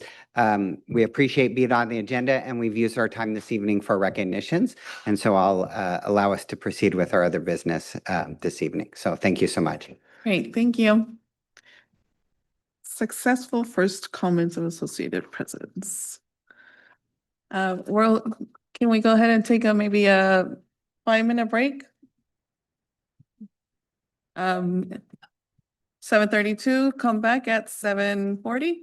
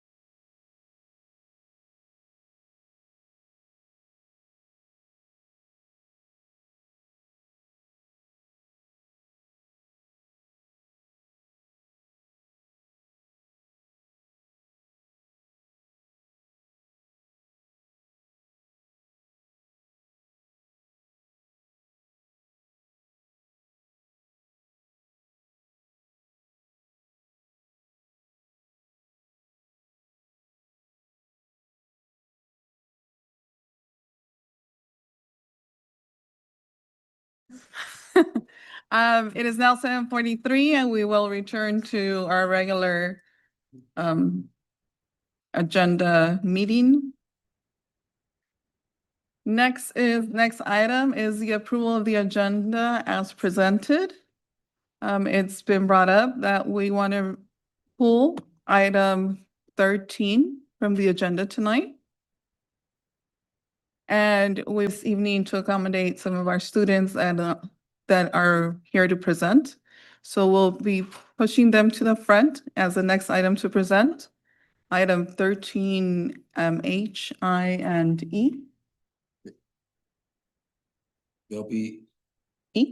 Yes, they will be after we After. approve the consent. Yes, after we but they'll- approve And then the agenda or the presentation item will go after action items so we can get the students home okay. that are part of the presentation. Did y'all catch that to move on it? So action items H, I, and E all have students that will be a part of their presentation. And so what we'd like to do is instead of having our presentation discussion item, which is the update to Bright Futures project, we want to put that at the end and do consent items, action items with those three beginning with those action items so they can go home early or late.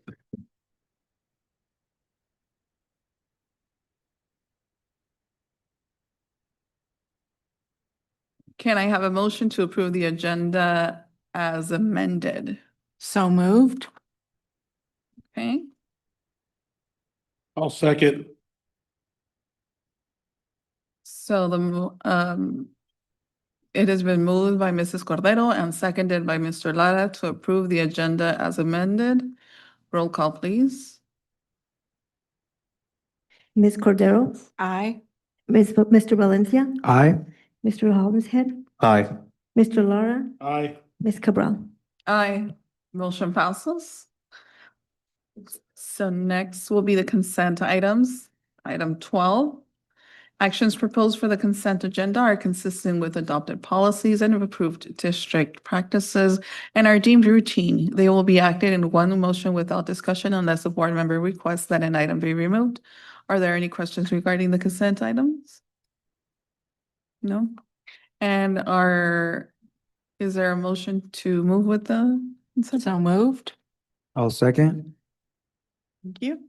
It's been moved by Mrs. Cordero and seconded by Mr. Valencia to approve the consent items agenda as presented. Roll call, please. Ms. Cordero? Aye. Mr. Valencia? Aye. Mr. Collinshead? Aye. Mr. Lara? Aye. Ms. Cabral? Aye. Motion passes. And now we move on to action items. And we'll start with item E. The agreement with the Santa Barbara County Office of Education to provide alternative education services through Fitzgerald Community School. Dr. Palmerston?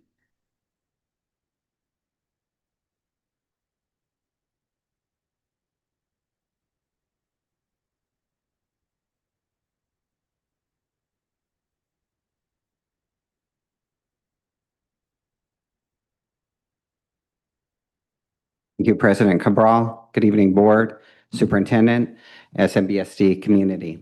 This evening, I'm here to discuss and request approval for our agreement between Santa Maria Bonita School District and the Santa Barbara County Office of Education to provide alternative education services through Fitzgerald Community School, an important partnership that provides small structured environment for our students after exhausting our resources within our general education school programs. This important partnership provides an alternative to expulsion in order to serve all students within our programs. It also provides us an opportunity to serve expelled students, the very few that are expelled from our district or those that have been expelled from other districts and move into our district. Students at Fitzgerald are provided with, like I said, that small structured environment, counseling resources, and access to CADA, Counsel on Alcohol and Drug Addiction, programs within their school day. Over the past 2 years, we have increased and improved our supports at Fitzgerald by ensuring that we have regular, consistent monthly review by community-based organizations to help us review and ensure students that are going to Fitzgerald that we've exhausted all of our supports and resources within our district before the referral to an alternative program. In addition, we have set up trimester meetings with Fitzgerald to review all students for the opportunity to return to SMBSD schools. And this evening, you're going to hear a story from a student who's had the opportunity to attend Fitzgerald and had the opportunity to return and successfully exit from our Santa Maria Bonita schools. Over those past 2 years, we have successfully returned 9 students from Fitzgerald who have successfully completed school programs between 1 and 3 trimesters and successfully gone from Santa Maria Bonita to the high school. I also want to share that this agreement is an update to the agreement that we've had for the past 3 years. Over the past 3 years, we've had 2 classrooms that we have contracted with SBCEO for up to 40 students. Over that period of time, we have never exceeded 21 students and only used 21 seats at Fitzgerald for a very short period of time, less than 1 month in that 3-year period. And so this agreement is a 1-year agreement with the opportunity to renew that shows a reduction from 2 classrooms to 1 classroom based upon our actual need that reemphasizes our work to support the whole child. And so before I give you some final data, I want to invite Bailey to come share her story about her time at Fitzgerald and her return to SMBSD schools. So Bailey.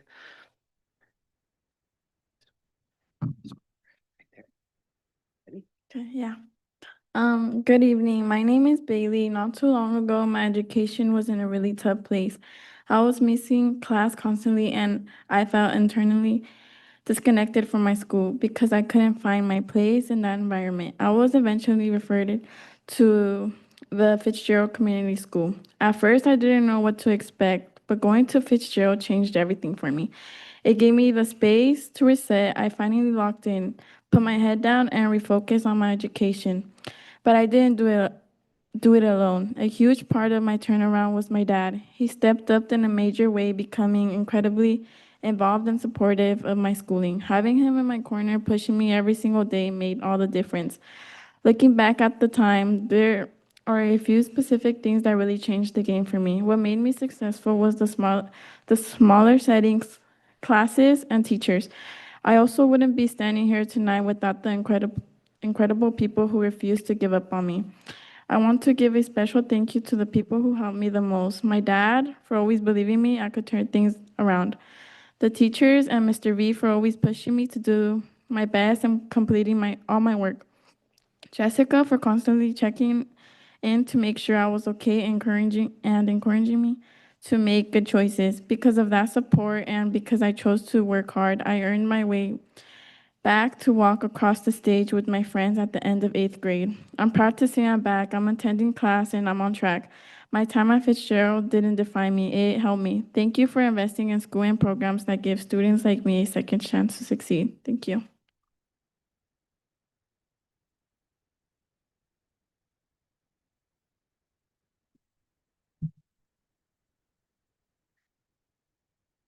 Thank you, Bailey.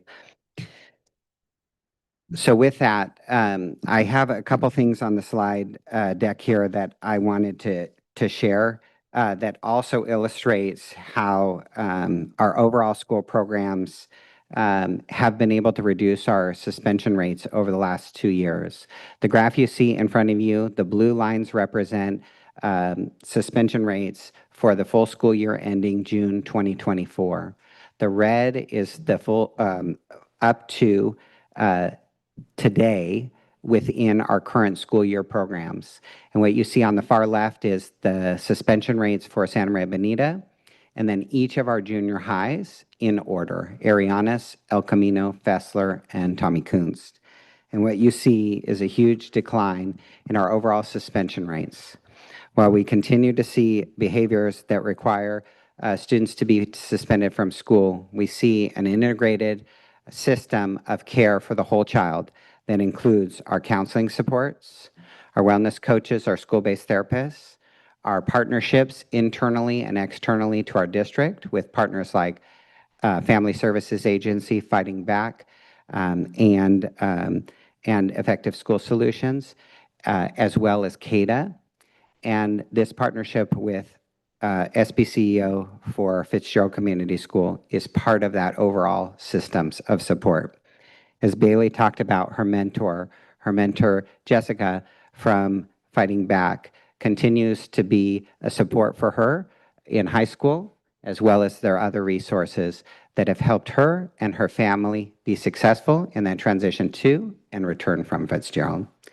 And so this evening, we ask for approval of the ongoing contract with SBCO, or the renewal contract with SBCO, with the changes noted to continue to support our students with their continued education.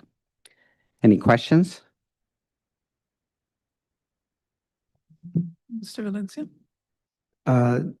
For clarification, the 632K approximately, is that for 1 year of service or is that for 3 years of service? That's for a single year. The contract is an annual contract, and the contract for 1 year includes all of the systems and supports to run a classroom at Fitzgerald.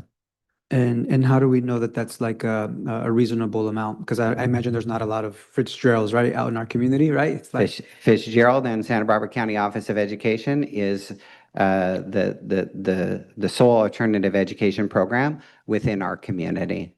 And so those resources, we have looked at what that might take to run our own programs. And some of those big barriers include facilities that are external to our existing school programs, as well as the overall functions to operate a school in itself. And so you're right, Fitzgerald is Santa Barbara County Office of Education is the provider for community schools in our community.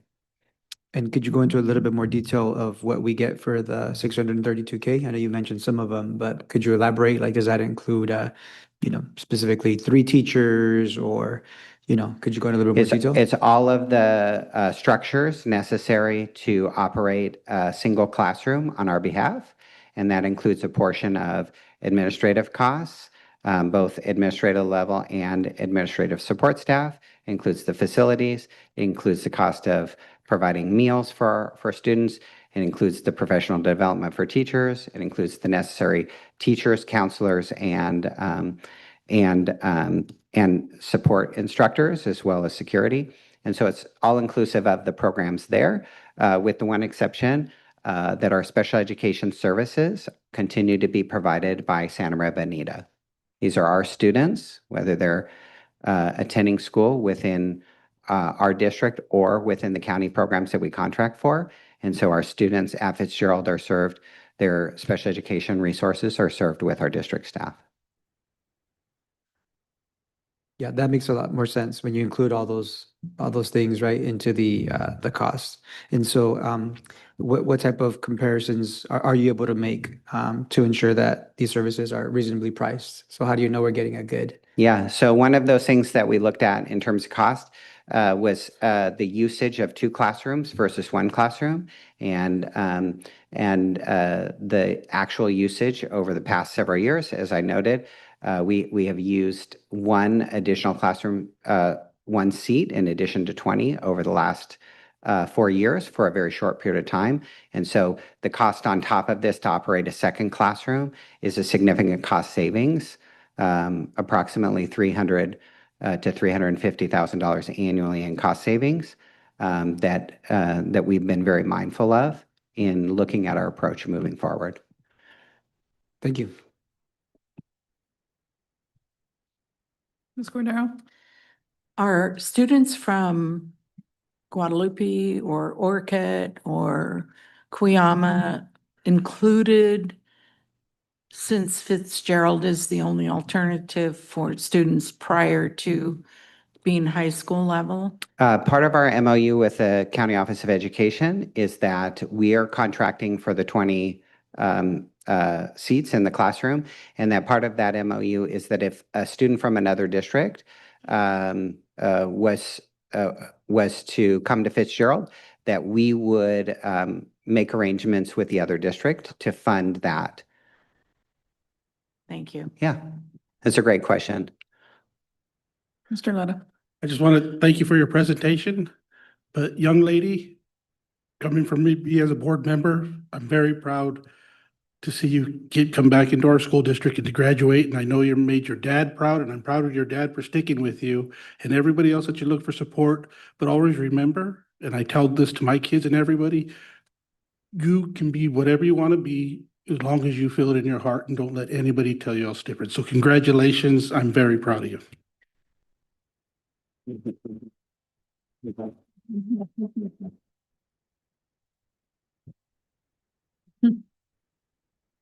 Thank you. I did have a question. Is that cost pending on how many students we have at Fitzgerald, or is that the annual cost? So this cost is approximate because they give us an estimate for their costs. We pay one time half of this in December, and then we pay the actual costs when they have a final accounting for the overall costs. We are funding that entire classroom. This isn't, schools are very difficult to operate when you say, well, I'd like to buy one seat. Well, you need all of the operational expenses in place for one student or 20 students equally. And so our contract with them is to fund one classroom and the infrastructure for one classroom. And so that Makes yes. sense. Yeah. All right. Any further questions? No. Can I have a motion? I'll make the motion that the Board of Education approve the agreement with Santa Barbara SBCEO to provide the district with access to educational services at Fitzgerald Community School as presented. And I'll second that. And I would also like to say you were very brave to come and speak to all of us. Thank you. I'm sure I can speak for everyone. We are going to be cheering you on for continued success. Great. It's been moved by Mr. Lara, seconded by Mrs. Cordero, that the Board of Education approve the agreement with SPCEO to provide the district with access to educational services at Fitzgerald Community School as presented. All in favor? Aye. Opposed? Motion passes. Thank you. Go. And so next is item H before I. Contracted for Cal Poly State University Possibilities in College, EPIC. Mr. Pantin?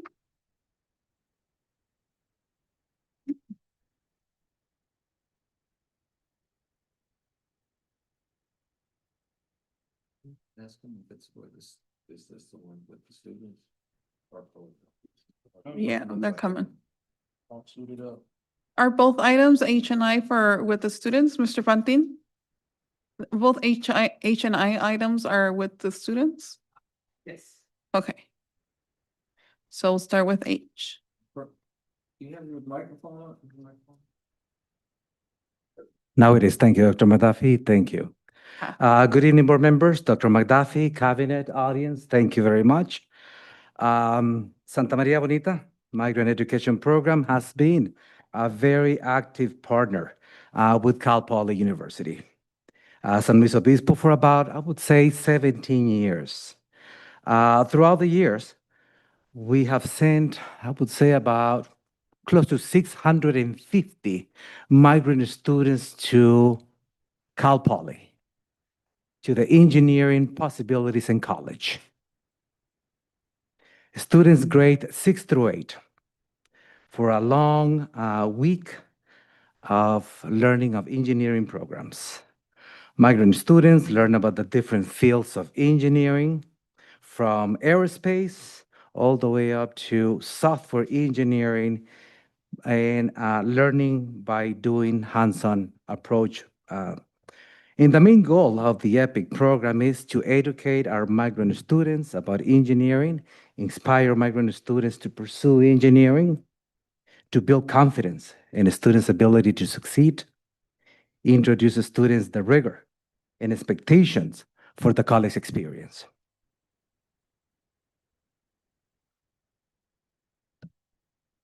I would like to, last year, Mr. Lara asked me, and he thought that it was a great idea, and I agree with you as well, to bring students. I can tell you, and I can go on and on and on and on, but I think it will be better for you to hear from the students, their experiences, what they have felt when they are participating in these programs, and the impact that this program has left to our students. So I would like to present to you Guadalupe Alvarez, a 9th grader from Fessler Junior High. Guadalupe?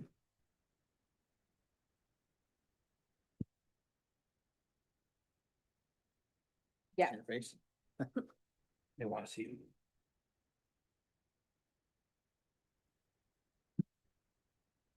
Good evening, board members. Good evening, Dr. McDuffie, cabinet, and audience. My name is Guadalupe Alvarez, and I am currently an 8th grader at Fessler Junior High. Today, I am going to talk about my experience in attending the EPIC camp for a week at Cal Poly. As some of you may know, EPIC stands for Engineer Possibilities in College. Going to the camp, it gave me hands-on experience, and I learned to build and test projects such as robotics, bridges, drones, renewable energy systems, 3D printing, and more. This showed me how science and math we learn in school applies to the real world. The camp let me tour college labs, meet professors, which built my confidence and got me excited for college. Going to the camp, I learned to identify problems, brainstorm solutions, test results, revise and improve, and much more. I learned about 14 different engineering majors such as mechanical, electrical, civil, computer, biomedical, industrial, and more. Since I had the opportunity to attend this camp, thanks to the Migrant Education Program for offering this camp, I am now considering on becoming an engineer in the future. Furthermore, I would like to thank the Migrant Education Program for offering the speech and debate class. Since if it weren't for them, I wouldn't be speaking in front of all of you. During my 2 years of attending the speech and debate class and participating in the 2025 and 2026 state tournament, it has taught me to get out of my comfort zone, express myself and my thoughts more effectively, improve my reading, writing, teamwork, and communication skills, but most importantly, enhance my speaking.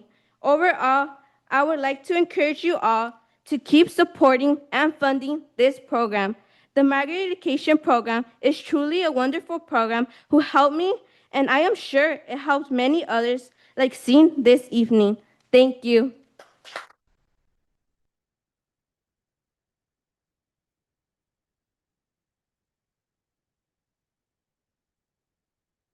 So next, I would like to present to you a student who attended EPIC 12, 13 years ago, and what impact that experience left on him now that he is attending university.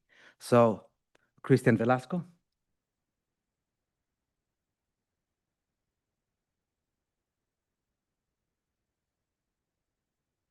Good afternoon, board members. Senior Dr. McDuffie and cabinet. My first time meeting y'all in face to face. My name is Christian Velasco Morales, and I truly would not be where I am today without the support of the Migrant Education Program, the Santa Maria Bonita School District, and especially my parents. But the Migrant Education Program gave me, along with many other students, the incredible opportunity to spend a week at California State Polytechnic University, Pomona. During my stay, I made countless connections and learned something new every single day through the classes and activities that were provided. But most importantly, that experience gave me a dream at such a young age. I was only 13 at the time. Yet I could already picture myself walking through a college campus alongside my peers, pursuing an education that I truly cared about. Today, I am proud to say I am now a proud student of California State University of Fresno, pursuing a major in viticulture. As a first-generation college student in my family, I hope to set the stepping stone for my younger siblings. My younger brother, Gerardo, constantly asks me if one day he could walk around campus with me and sit along by my side in my classes. Because now he dreams about college too, and that makes me proud of me and grateful for the opportunity that was given by the Migrant Education Program, and especially the Santa Maria Bonita School District. This dream would have not been possible without my parents' sacrifices, but also with the opportunities that the Migrant Education Program and Santa Maria Bonita School District provided me at a young age. Thank you.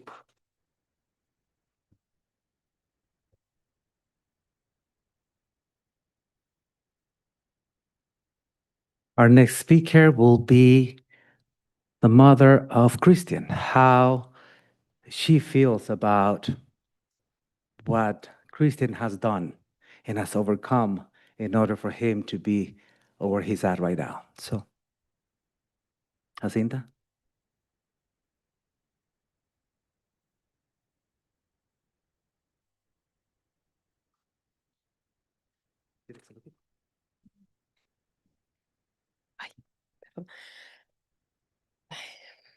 Muy buenas noches, mesa directiva. Muy buenas noches, doctor McDuffie. Muy buenas noches, gabinete, y muy buenas noches, audiencia. Bueno, me presento. Mi nombre es Jacinta Velasco. Tengo 40 años. Mi esposo y yo somos trabajadores arduamente en el campo, lo que es en la agricultura. Estoy aquí para hablarles un poco de mi experiencia con mis hijos sobre los programas residenciales del programa de educación migrante. En este caso, mi joven universitario, como él pasó a hablar aquí ahorita, que me hace sentir muy orgullosa siempre. Él fue en la Universidad de UCSB de Santa Bárbara y Cal Poly Pomona. En estas universidades que él fue, aprendió mucho sobre los programas educativos que nutrieron su mente. Is it okay if I can translate? Yes. So I'm a proud mother of Christian. I'm 40 years old, and I'm very proud of the work that my son has done. I'm a mother, and I do work in agriculture.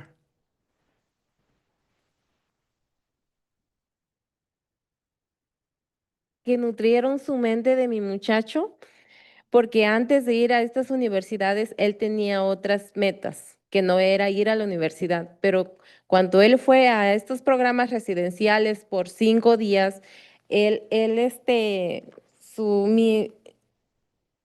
mi experiencia, a mi criterio, fue impresionante, porque él regresó y dijo, mami, yo me voy a ir a la universidad.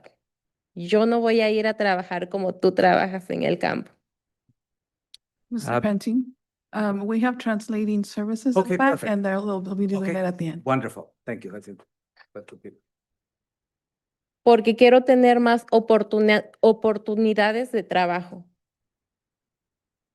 Por eso agradezco infinitamente al programa de educación migrante por sus programas educativos suplementarios. Agradezco al programa que trabaja específicamente con nuestros niños para garantizar que nuestros estudiantes puedan cumplir con sus estándares académicos. Agradezco al Distrito de Santa María Bonita por darles esa oportunidad a nuestros niños.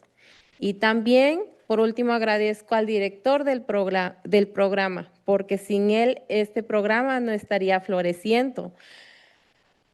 porque sé que le tiene amor al programa, amor a su trabajo y amor a la familia migrante. Muchas gracias.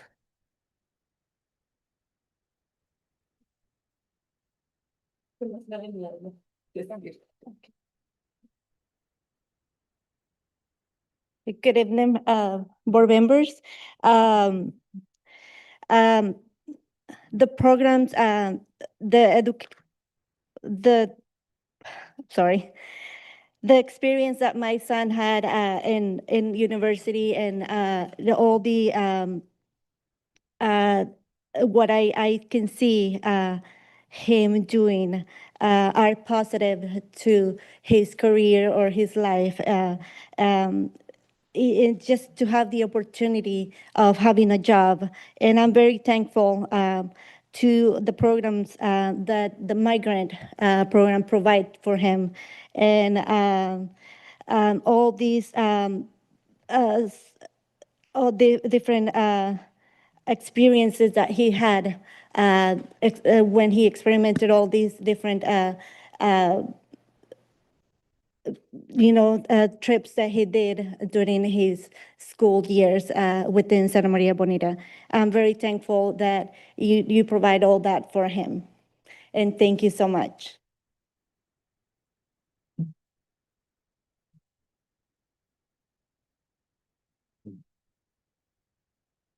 Unfortunately, my next presenter is not here, but he wanted to talk to the students. He also wanted to talk to you. So what he did is he sent us a video, a short brief video so we can all watch. And also, he attended our Cal Poly program, EPIC, and in fact, he graduated with an engineering degree. He's an industrial engineering, and he went also to Cal Poly to the EPIC program as well. So let's listen to what Ricardo has to say.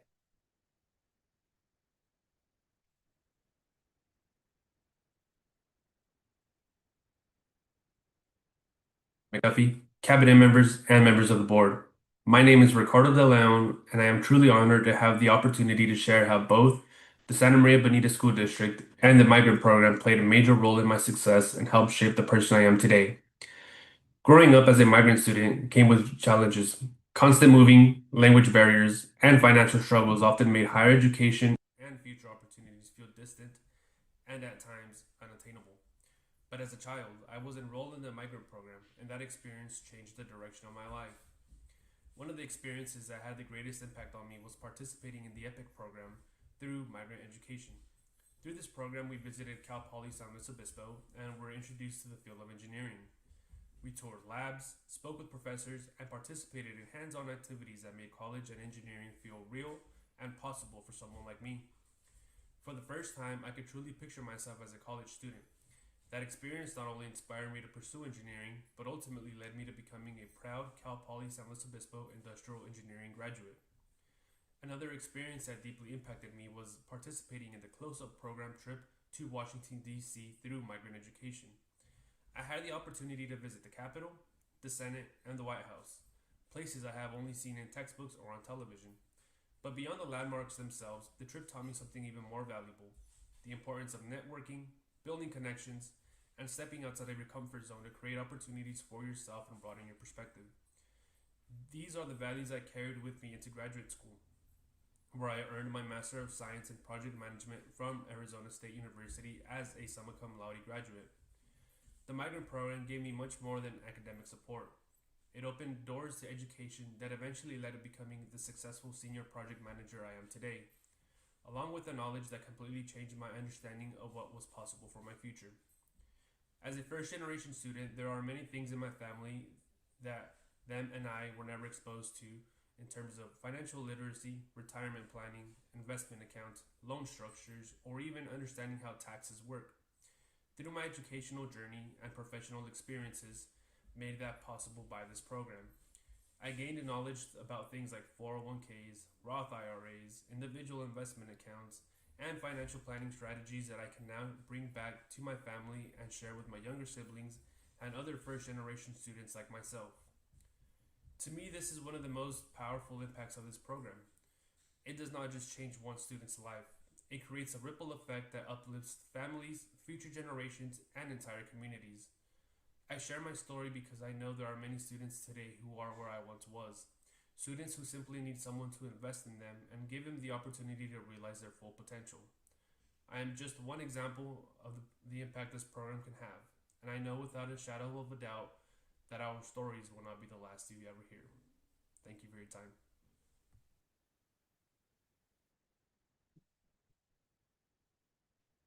That concludes my engineering possibilities in college presentation. Do you want me to continue with the next or No? any questions? We'll do questions and then a motion. Do we have any questions or comments? Mr. Hollinshead? Thank you for sharing that, Mr. Puntin, and thank you guys for sharing your experiences. And the gentleman there, now a man, right? Ricardo, yes. Sharing, Oh, yeah. sharing his experience.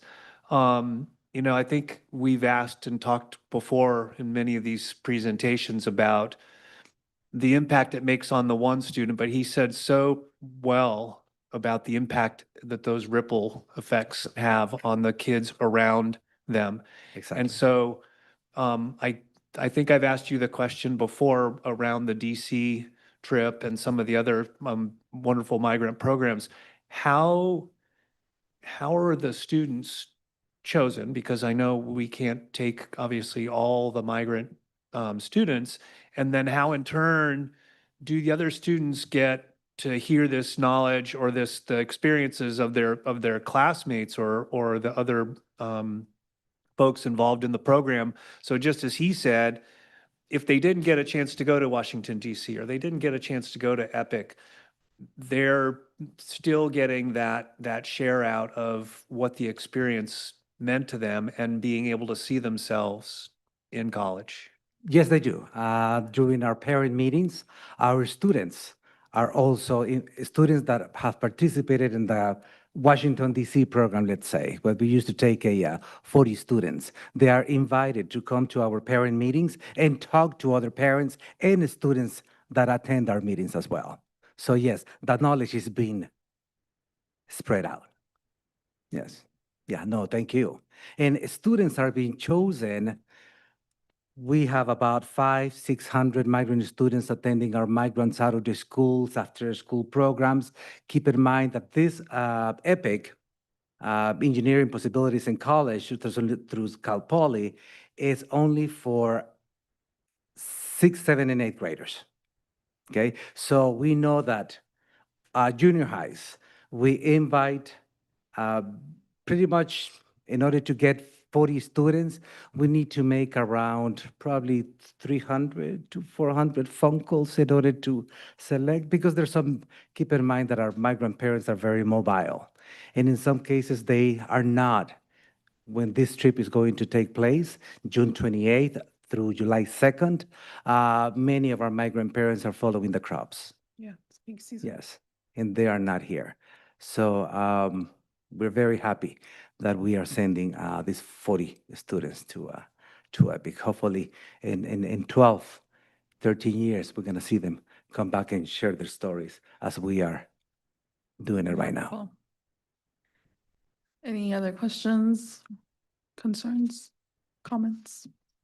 And if not, can I get a motion for item H, contract of Cal Poly State University? I'll move that the Board of Education approve the contract for Cal Poly EPIC program as presented. I'll second. Thank you. It's been moved that by Mrs. Cordero and second by Mr. Lara that the Board of Education approve the contract for the Cal Poly EPIC program as presented. All in favor? Aye. Opposed? Motion passes. Item I, contract with two Kern County Superintendents of Schools. Mr. Pantin. Thank you very much. So Kern County Superintendent of Schools, they provide the facilities for 100 SMBSD migrant students to attend the science camp.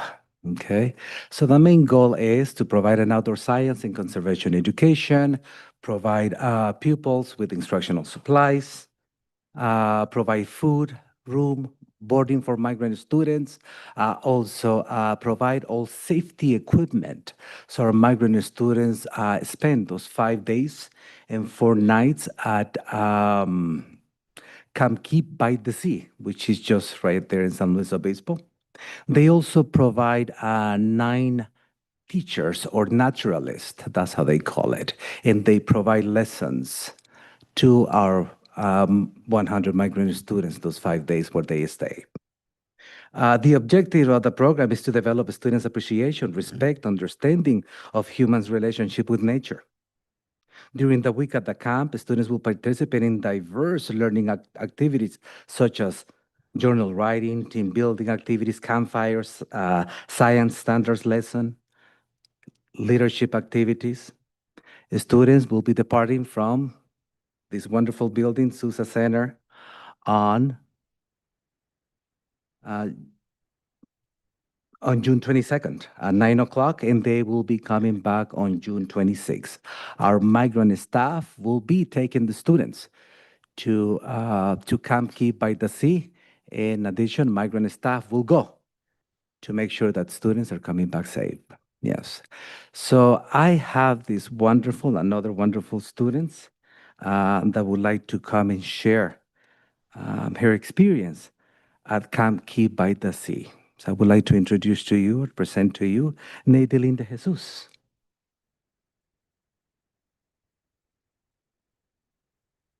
Good evening, board members, Dr. McDuffie, and cabinets and audience.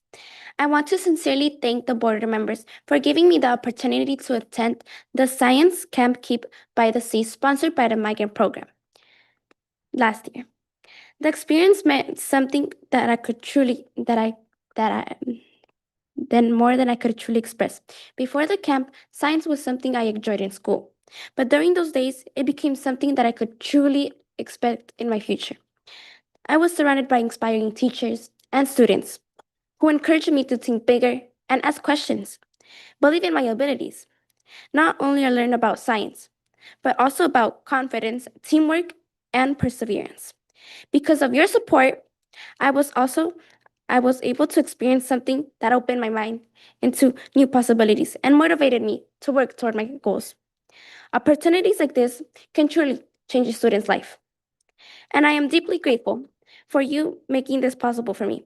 Thank you for investing in students like me and for believing in our potential. Thank you for listening.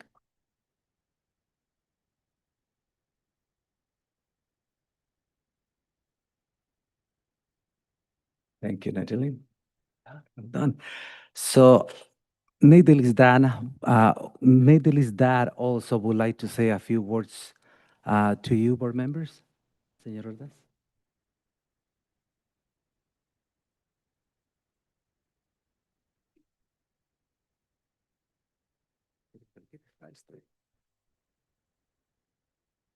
Estimados miembros de la mesa directiva, doctor McDuffie, gabinete y audiencia. Yo soy Gabriel Ordaz, padre de Naidelín Ordaz, y hoy quiero expresar mis más sincero agradecimiento por haber brindado a mi hija la oportunidad de asistir al campamento de ciencias el año pasado. Esta experiencia tuvo un impacto muy especial en su vida y en su crecimiento académico y personal. Durante el campamento, ella no solo aprendió sobre ciencia de una manera emocionante y práctica, sino que también desarrolló más confianza en sí misma, hizo nuevas amistades y descubrió nuevas metas para su futuro. Regresó inspirada, motivada y llena de entusiasmo por seguir aprendiendo. Como padre, significa mucho ver cómo una oportunidad como esta puede abrir puertas y despertar el potencial de un estudiante. Nada de esto habría sido posible sin su apoyo y compromiso con la educación de los estudiantes y gracias al programa Migrante. De igual manera, gracias por creer en nuestros jóvenes y por invertir en experiencias que realmente pueden cambiar vidas. Siempre estaremos profundamente agradecidos. Con gratitud, gracias.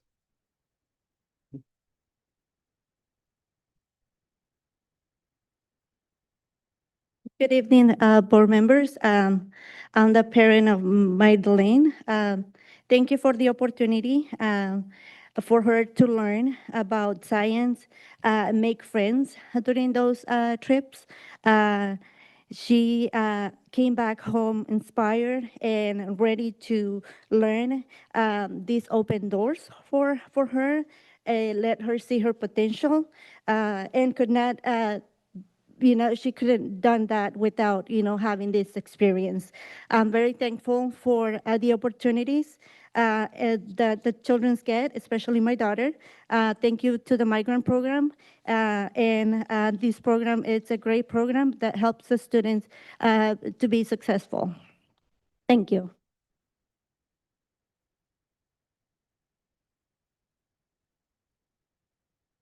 Okay, thank you, thank you. And that concludes my presentation. Any questions in regards to Kern County contract? No. Thank you so much to our speakers this evening and their parents. It was good to hear from them, directly from them, about the benefits of this program as well. It is great to hear from students all the time. Yes, it is refreshing. Do we have a motion? I'll make the motion that the Board of Education approve the contract for Kern County Superintendent of Schools as presented. Second? Thank you. All right, thank you. It's been moved by Mr. Lara and seconded by Mr. Hollinshead that the Board of Education approve the contract to Kern County Superintendent of Schools as presented. All in favor?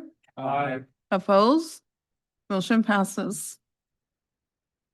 And so now we go to action items A.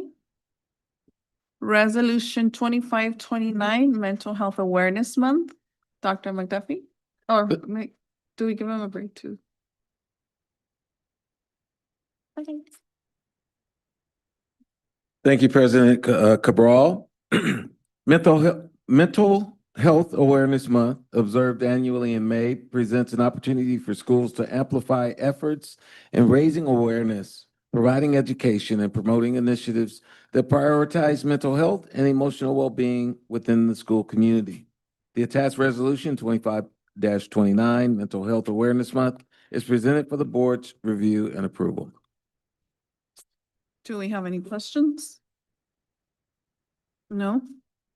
If no questions, can I get a motion? I'll move to adopt Resolution 2529, Mental Health Awareness Month as presented. And I'll second. Thank you. It's been moved by Mr. Hollinshead and second by Mrs. Cordero that the Board of Education adopt Resolution 2529, Mental Health Awareness Month as presented. Roll call, please. Ms. Cordero? Aye. Mr. Valencia? Aye. Mr. Hollinshead? Aye. Mr. Lara? He's absent. He's absent. Okay. Ms. Cabral? Aye. Motion passes, 2-1 absent.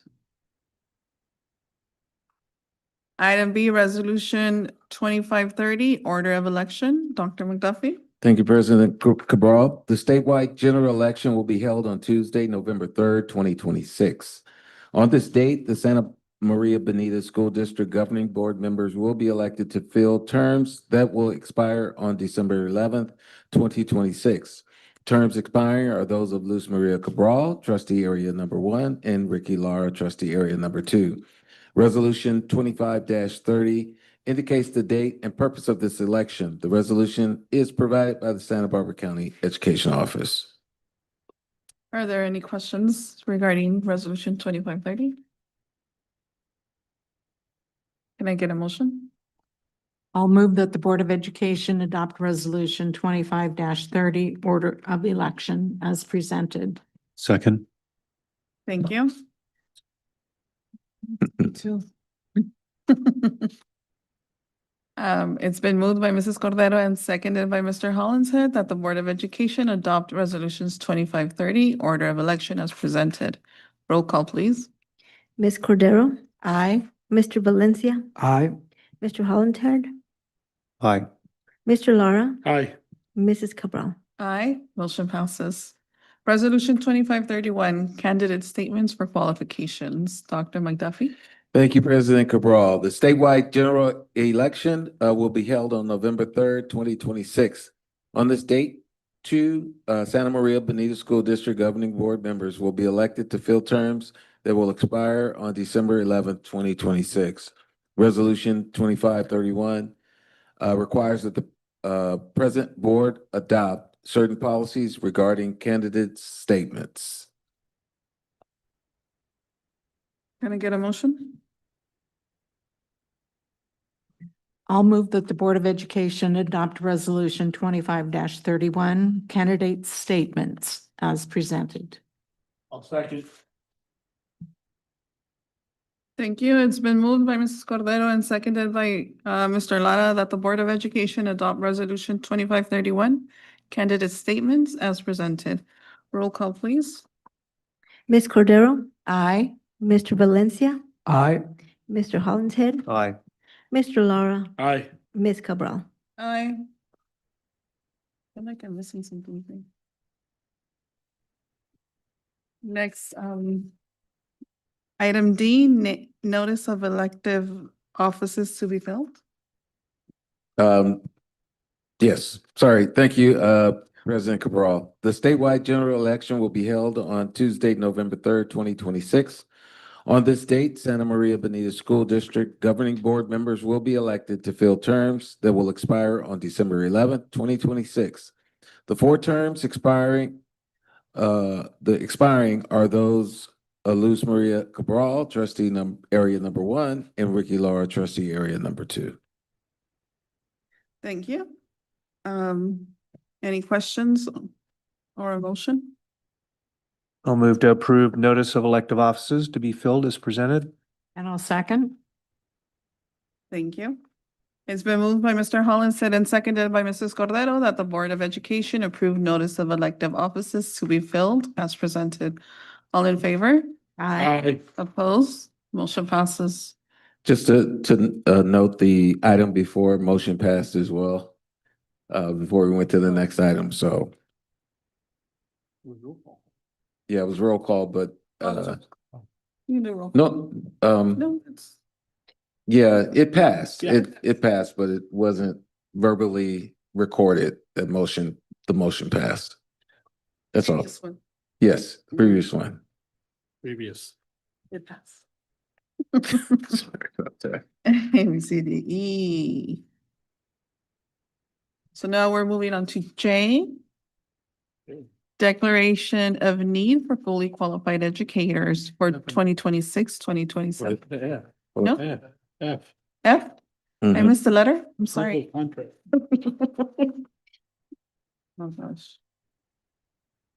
I'm not doing this again. Approval of contracts for is that IXL? Mhm. Supplemental math program. Excellent. Good evening, board members, Dr. McDuffie and cabinet. It is my pleasure today to bring a renewal contract for our IXL supplemental math program. This is approval for grades 6, 7, and 8 to use IXL as a supplemental math program to support our mid-school math curriculum. Why do we want to choose to use IXL? It's a comprehensive skill coverage program aligned to the standards, and it supports mastery and remediation with our students. It gives teachers real-time diagnostics and progress monitoring tracking for the targeted instruction that they're focusing on. There are embedded EL supports with audio visuals and scaffolds that provide our students with the necessary language supports for mathematics instruction. And the teachers support this program. We selected this program last year, if you recall me bringing this contract forward. We identified a gap in the curriculum for mid-school math and needed to provide teachers with a resource to fill that gap. After trialing several different platforms and gathering teacher feedback, we were able to select IXL as the program. It was based on its alignment to our curriculum, the user-friendly platform, and the ability to engage students in math facts. This will be our second full year of using IXL to support supplemental math in grades 6, 7, and 8. So with that, I would take any questions. Mr. Hollinshead? Have teachers been using this for the current school year? Yes. So yes. we're just renewing? We're just renewing. Okay. Yes. Nothing Just new. wanted to make sure I remembered that correctly. Yep. It's just renewing the program they're already using. Mr. Hollinshead? What indicators do we have that it's been of benefit? The diagnostic shows students' achievement levels before and after, and it's showing that they are not just growing their year's growth in a year's time, but more than that. So we like our iReady math platform. We do stretch growth, and the students are improving on those diagnostic tests that we're given. So as a comparative to prior to IXL? Well, the comparative is the program that comes with mid-school math, which is called Test Trainer and Test Trainer Pro. And the students were not engaging in that well. The teachers did not see the alignment, and so there was not growth. That's why the change in programming. Yes. Thank you. Is this our second year with IXL, or how long have we been with IXL? Yes, so many teachers have been using it longer than that, but as a district-wide vetted program across all sites, this is our second year.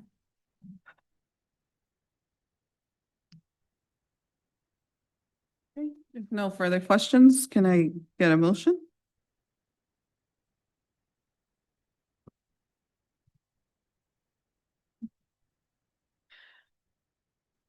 Can I have a motion? I'll move to approve the contract for IXL as presented. I was waiting for Mr. Hollinshead. I saw him reach for. Hollinshead. I'll second. Thank you. It's been moved by Mrs. Cordero and seconded by Mr. Hollinshead that the Board of Education approve the contract for IXL as presented. All in favor? Aye. Aye. Opposed? Motion passes. Thank you. And so next is item G, approval of contract with Santa Maria Valley YMCA for Camp Elevate Summer 2026 program services. Mrs. Groff?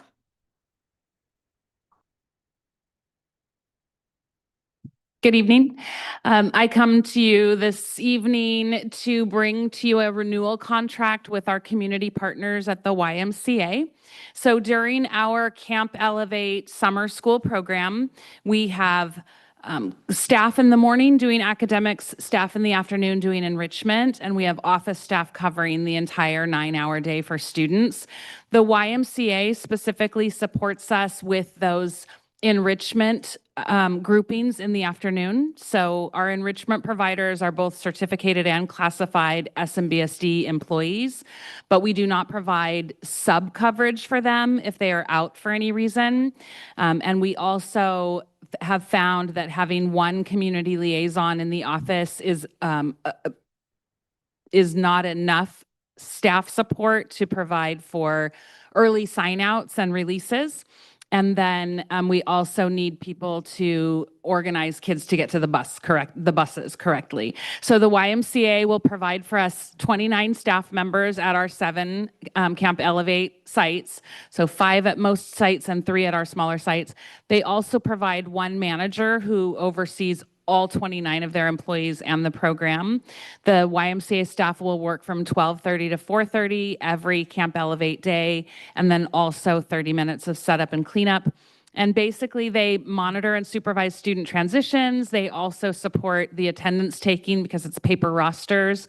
So they go and pick up the paper rosters and take them to the office. They provide supervision, as I said, when there is no sub coverage. They also supervise snack and dismissal to the buses. So this contract is a renewal. We've done this for at least 4 years now with the YMCA. And it is a total cost not to exceed $76,500 funded through ELOP funding, as are all things with Camp Elevate. So we would request that you approve this contract. This is during summer school, right? Correct. Okay, I just want to make sure I was right. That's correct. It is during our summer school on our sites. Yes. Thank you. And if no further questions, can I get a motion? We'll move to approve the contract with Santa Maria Valley YMCA Camp Elevate Summer 2026 Program Services as presented. I'll second. Thank you. It's been moved by Mr. Hollingshead and seconded by Mr. Valencia that the Board of Education approve the contract with Santa Maria Valley YMCA Camp Elevate Summer 2026 Program Services as presented. All in favor? Aye. All opposed? Motion passes. Now, can we move to item J? Declaration of need for fully qualified educators for 2026-27. Dr. Bland? Well, good evening, Board, President Cabral. So tonight, in accordance with the regulations of the Commission on Teacher Credentialing, the CTC, the governing board of the school district must adopt a declaration at a scheduled public meeting certifying insufficient numbers of certificated personnel to meet the district's anticipated needs. Upon governing board adoption, the required declaration of need will allow the district to hire teachers on emergency permits for the 26-27 school year and shall remain in force until June 30th of 2027. This basically is something we bring annually. It allows us to be able to hire interns or teachers on any special provisional permits if needed. This is as an anticipated need. But we are always trying to recruit and hire fully credentialed teachers first.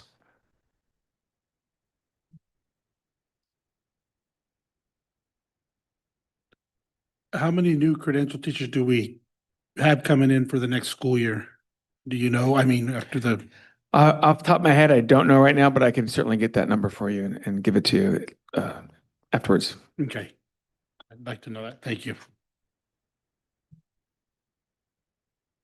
Mr. Hollingshead? Is there a reason that on the estimated number classifications, we only have resource specialist? These are the categories that the county gives us or that the state gives us. So we fill in these based on what we need, on what they give us on these categories.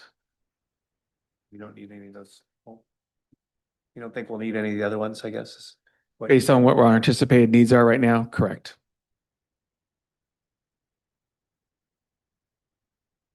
No? All right. If no further questions? I'll recommend that the Board of Education ratify the declaration of need for fully qualified teachers for 2026, 2027 as presented.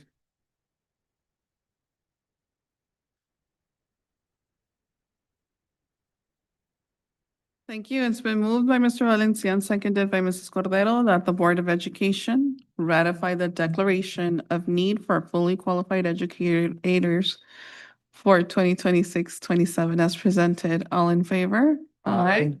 Opposed? Motion passes. Thank you. And now we move on to our presentation discussion. Bright Futures Project End of Year. Okay? One more. No, we pulled it. Okay. We pulled it. Yeah, That was the 13 you pulled? that's a 13 I Oh, pulled. okay. How many 13s? Sign of the times. All right. I know. Item 11, presentation, Bright Futures Project End of Year Update. Ms. Lakchungbu? Thank you. I think trying to decide whether I need like the step stool or not, but I think I'm okay. All right. So before I, myself and the team, give you the board update tonight regarding the Bright Futures Project, as we conclude year one of rolling out the Bright Futures Project. I just want to say, I've been sitting over there after public comment, just my heart is heavy.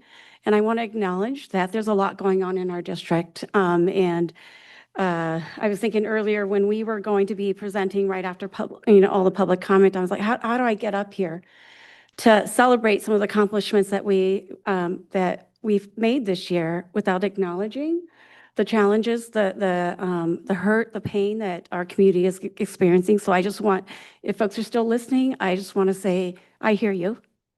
And we wouldn't be able to do this work without you. Because we need our teachers, we need our classified staff, we need everybody because as I reflect on year one of this work, the Bright Future has touched every member in this district, regardless of their role. As I think about our maintenance people, making sure facilities are available to us, our teachers showing up for the professional learning and leaning into PLC, our classified staff who support our students every day, admin who show up every day to lean in to do this hard work. This is a lift of the whole district because it's that important, because it is about our students in San Benito. And so I was not prepared. That was not part of the presentation, but because I have the mic, I want to just take a moment to just acknowledge that this Bright Futures project is big, it's heavy, and it's a big lift. But at the end of the day, it is about our students, and it is worth the lift, regardless of how challenging it is, that we are committed to figuring out how to do this together. And so with that, thank you. So the Bright Futures Project represents San Benito's long-term commitment to ensuring that every student has access to rigorous, empowering, accelerated, and liberating learning experience that we call real learning. And I'm going to kick us off with the video. No one has seen this video. And earlier, Dr. McDuffie made a comment about, I don't know what's going on in my voice. Well, he's got a great voice because he's narrating this video for us. All right.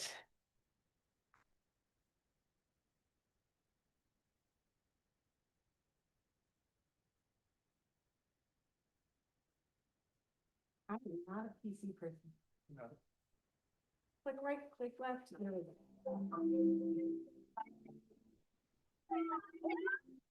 In every generation, there comes a moment when students are asked one question: who will you become?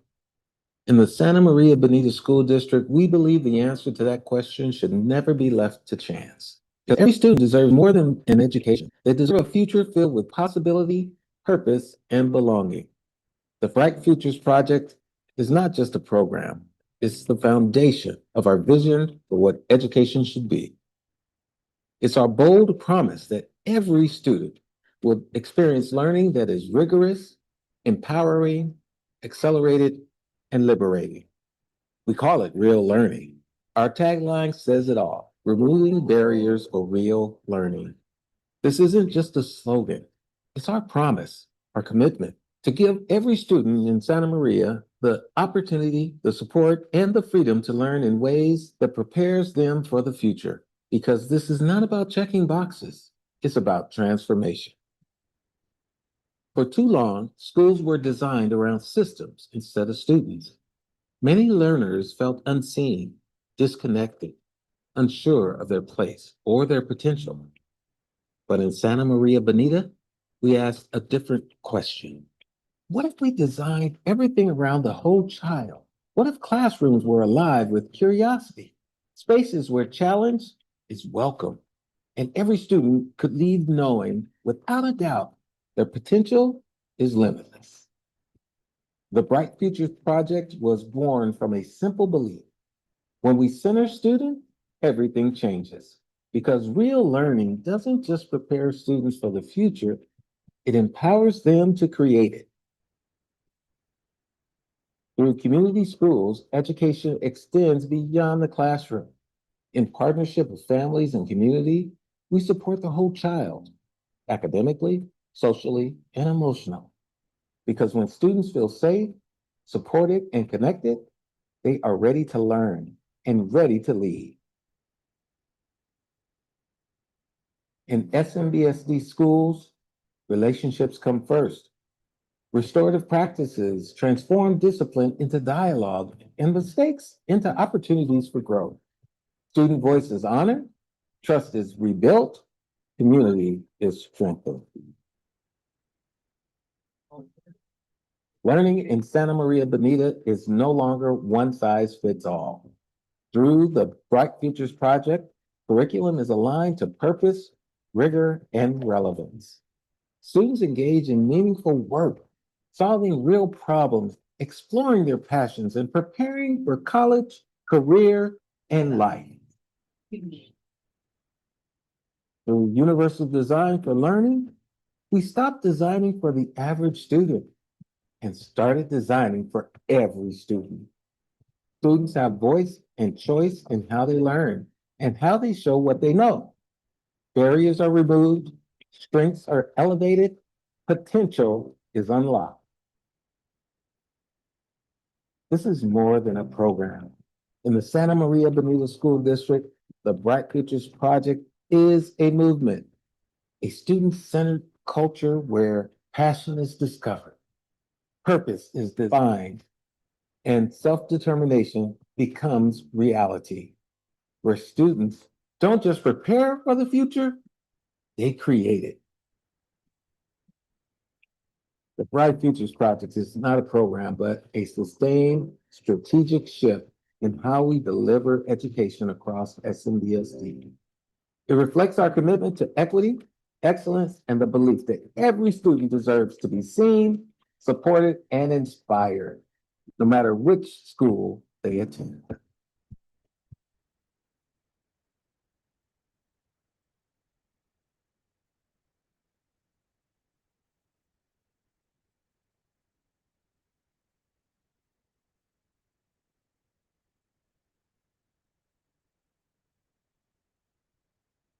So what you just saw is our origin story. It's what we aspire to create for our students here in Santa Maria Bonita. As you recall last year, we completed a district-wide baseline study. The result brought important insights, yet validated much of what we already suspected. We saw inconsistency in Tier 1 instruction, frequent student mobility, disrupting learning continuity, persistent achievements or achievement gaps, and the lack of common assessments. Also, our current inclusion model for students with IEPs needed rethinking. These findings have guided our improvement priorities for the Bright Futures Project. The Bright Futures Project, my notes. The Bright Futures Project takes a whole child approach. A whole child approach to student success, grounded in 4 key components. The first one is curriculum alignment. Curriculum alignment ensures consistent, high-quality Tier 1 instruction in ELA and math. Secondly, universal access is the other area. Based on UDL principles, ensures all students have equitable access to rigorous instruction. Third, restorative practices foster trust, connection, and belonging, supporting the UDL framework. And fourth, community schools. Community schools provide wraparound supports and family partnerships to meet academic and social emotional needs. Driving all of this forward are professional learning communities, or our PLCs, where educators collaborate, reflect, and grow together in service of student success. The Bright Futures Project advances our district's 4 strategies of nurturing the whole child, inclusive learning environments, high-quality staff, and strong family engagement. What you see here is the roadmap that outlines our phased implementation.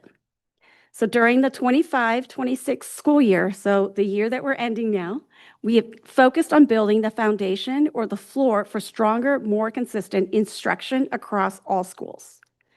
As we move into the 26-27 school year, our focus shifts to strengthening activation. This means using common formative assessments and regular data reflection cycles to better understand the needs of all of our learners. We will continue supporting teachers in implementing UDL strategies, restorative practices, with a focus around EL strategies for all of our students, while strengthening how we serve students through our community schools approach. Together, these efforts help ensure students have academic, social, emotional, and family supports that they need to be able to be successful in Santa Maria Bonita. So before I bring on the team, I just, again, want to acknowledge the support from cabinet down to our site leaders, our teachers. As I started this presentation, it has been a huge lift this year. But it is work that needed to be done, and we could not have accomplished this work without our teachers leaning into this work, reminding us again that the Bright Futures Project really is centered around our students. And so first up here, I'm going to have Katie talk about our accomplishments for curriculum alignments this year. Good evening. I have the pleasure of working alongside all of our teachers this year in the curriculum alignment portion of our Bright Futures project. Curriculum alignment this year in Building the Floor is our opportunity to build a consistent, rigorous instructional system across all of our sites, focused on literacy skills for all students, while also supporting literacy in their primary language. Why is this work important? Our baseline study showed that across the district, we had a significant skill gap or need for improvement in academics, especially in literacy and ELA. We also found that there was significant student movement between our sites, which really requires us to build stronger alignment and cohesion across sites so that when students do move, they're not changing between systems or different levels of learning, but they're moving across similar areas. We also found in our baseline study that we have historical underperformance points that we really needed to increase our level of rigor and become in alignment with the state's expectation of what grade level rigor looks like for ELA expectations. Our goal in this work is to raise that floor to meet the state grade level expectations. So far, our progress to date this year has included year-long matrices built for learning cycles across 12 different grade levels. That work focuses on identifying priority standards for each learning cycle. The matrices were built TK through 8 in ELA and 7th and 8th grade in math. These district-wide learning cycles on our matrices will culminate with a common assessment. All of these, the matrices and the common assessment built by teachers, will be implemented next school year. So our next step is really implementing these learning cycles starting next school year with a focus on those priority standards at each learning cycle, and then using those common assessments to take a checkpoint to see where students are in alignment with state expectations of grade level rigor, and then having data conversations with staff at grade levels to see how students are doing in their proficiency towards that state level expectation. Next up is Armando with Universal Access. Good evening. This school year, through the Bright Futures Project, we have braided both the universal access and the restorative practices to support the whole child. Santa Maria Bonita School District has worked to create the floor by equipping our staff with the principles of UDL, Universal Design for Learning. This work will help transform UDL from a concept to a daily instructional practice as we move towards our activation year next year. Beginning with our August launch and continuing through our ongoing professional learning, collaboration classroom planning, and leadership development, we have focused on building staff capacity to create an inclusive learning environment that proactively supports learner variability and increases access for all of our students. Our work has reinforced that UDL is not just a special education initiative, but rather a strong Tier 1 best practice grounded in our beliefs that all people belong, have a voice, and can contribute.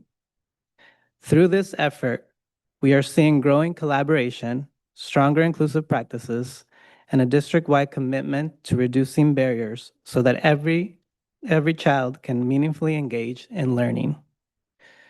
I'm going to try to do justice to my colleague, Noha Kolkela, who is not here tonight. But we are also including our restorative practices, which has encompassed all areas of our district work. This year, we focused on incorporating restorative practices as a pillar to UDL to create a sense of community and belonging in the classrooms. We have also focused on restorative practices with counselors in their monthly PD with a focus on conflict mediation. Creating this foundation with teachers and counselors then allows our assistant principals to smoothly adopt restorative practices into their daily work. The latter part of the year, with APs, we touched on applying the restoration process in areas of discipline and truancy. The through line in Tier 1 through 3 is knowing students and understanding their story so that we leverage every opportunity to meet student needs and facilitate their growth to their highest potential. And it just, here's a list of all the different PD that we've provided throughout this year. And throughout the PDs, we were soliciting feedback from our teachers and our staff. And as we received that feedback, we would go back and then work with individual sites to adapt that training to meet the needs of each site. And so we received very good feedback from our staff. But in all, restorative practices remove that social emotional barrier, while the UDL removes intellectual barriers to help students feel belonging, purpose, and readiness to learn. And so our work is going to continue next year with continuing the facilitation of UDL through lesson tuning and through that PLC model next year with the focus on supporting our multilanguage learners. As you know, we have a large number of multilanguage learners that are also dually identified as students with special needs. So as we know, UDL is able to reach all of our learners. And so we're going to continue that work next year. Thank you. Coming up next, we have Mark Palmerson.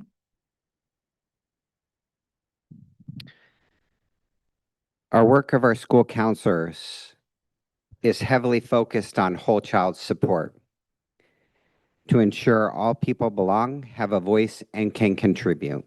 As you heard from Armando, they were also a huge benefactor of our specific trainings and support around restorative practices. To also engage and ensure we had a baseline, a floor of understanding of our counseling programs across the district, we brought in a facilitator to ensure that our counselors had a baseline study of our programs this year, much like we did with our whole school baseline, or our whole district baseline study in the years past and last year. The overall findings ensure that we emphasize the fact that our counselors are essential to our whole child leadership and support, but our current systems are not yet equitable, protected, or consistently aligned across our 21 school sites. One of those major strengths of our programs is that our counselors are visible and trusted individuals on campuses. They specifically support Tier 1 social emotional instruction across our district. And they are a bridge between our families and our school programs. In addition, we identified some gaps. One of those gaps has to do with ratios of counselors to students. And I've noted in those conversations with our counselors and administrators as we review the results of our baseline study that even as soon as 3 years ago, we did not have counselors at all of our elementary schools. And we were working tremendously hard just to fill the goal of having counselors at each of our schools. Now we have school counselors at every single one of our elementaries, 2 counselors at Jimenez, and 3 counselors at each of our junior highs. In my 8 years in the district, we have gone from less than 3 counselors at each junior high and none at the elementary to where we are today. As we look forward to our co-creation of plans moving forward based upon this information, along with our counselors, we're also reminded that as we look towards the future, those solutions don't happen overnight, but instead are planned and organized and coordinated based upon our current needs. And so our next steps with our counselors is to continue to co-create a multi-year plan to improve our counseling ratios, protecting their time and coherence across the district as part of our Bright Futures project, ensuring that the whole child is supported at every school site. With that, I'm going to make way for Dr. Tammy to talk about community schools. Good evening. So the Bright Futures Project is really grounded in the belief that when we remove barriers to learning, our students will achieve. And when we design schools that support the whole child, our students will flourish. And community schools is really central to that work because we have wraparound services, we have connections to families, and those enrichment opportunities that really provide our students with the ability to succeed academically and to feel supported in their social emotional needs. So we're engaging families and we're building community. One of the important parts, our progress this year is that we were, of course, awarded 21 grants, which is really quite an accomplishment. We were the second largest grantee in the state of California. And that means that all of our schools are community schools and that this effort is going to be consistent and implemented with fidelity throughout the district. This year, we hired 8 of our 21 community school specialists at our early adopter sites, which is really exciting. We've learned a lot in that process. We've established an LEA steering committee, so a steering committee here at the district level to really ensure that we are implementing that community schools framework with fidelity throughout the system. And then, of course, we are working on our needs and assets assessment. And so what that really means is that we are looking at all of those variety of sources of data. It's not just a survey that goes out. It's really having those conversations with families in our distribution lines. It's having those conversations with our advisory groups and learning what the need is. It's also being out there in the community and seeing what our families have said is an area of need. And then with our assets is more than just kind of making a checklist of what's available to us. It's really developing those relationships with our community partners and making sure that our families will have access to those resources that are out there. And so this work reflects a lot of the Bright Futures Project goals in creating equitable systems and supporting and inspiring our students. Community schools is part of that infrastructure. And so this year we spent a lot of time making sure that we've successfully laid the groundwork for a system that we want to be sustainable for years to come. Thank you. So as you can see, we have not been busy at all as a district.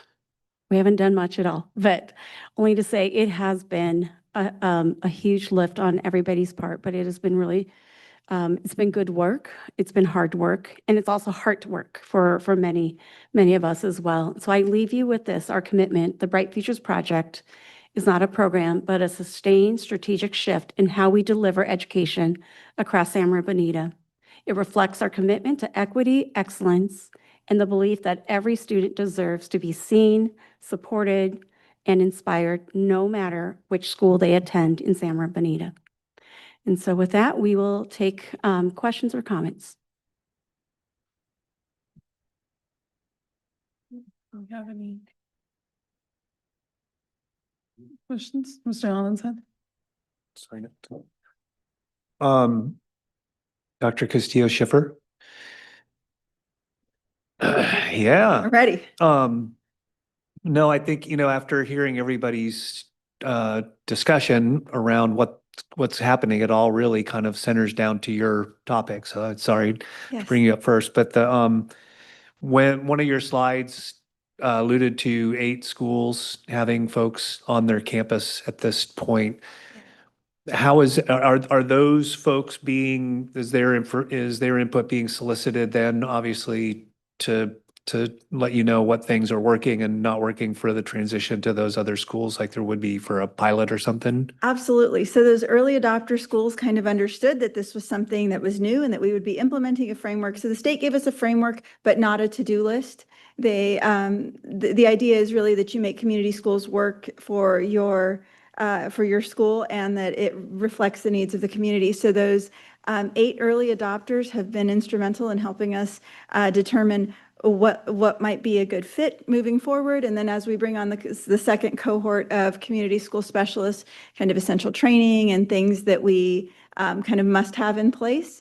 They've been a great group of folks who understood that this was a that this is a new job and they've been adaptive and just really excited and trying new things out at their school sites. So it's really, they are helping us to shape what that next cohort looks like.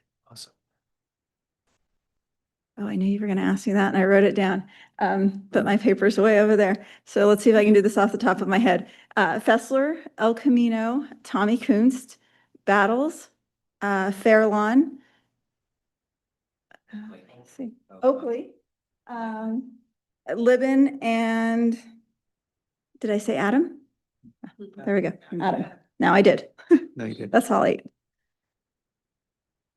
No, that's great. And I think, you know, for me, comment now, not necessarily a question. You know, when we hear about UDL, but we also, and we hear about the community schools and we hear about Fidelity, and then we start talking about research, when we start talking about what we know from research, we also have to differentiate what we can do that with respect to Fidelity makes it reproducible. So research isn't any good if we don't reproduce it with the same fidelity and with the same variables.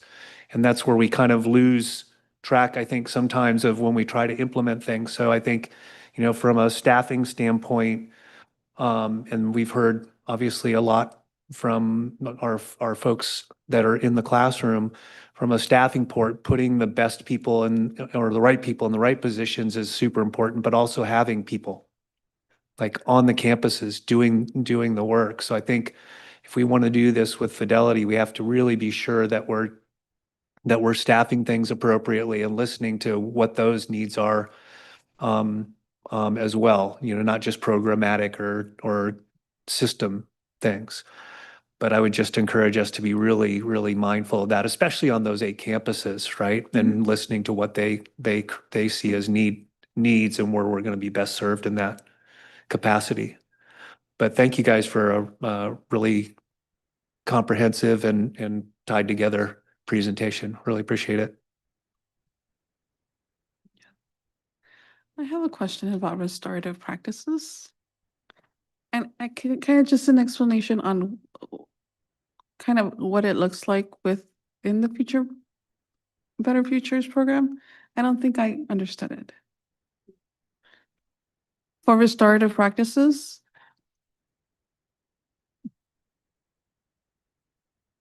When we Like, is talk there- about our restorative practices, it begins with relationships Mhm. and creating the environment where all people are welcome.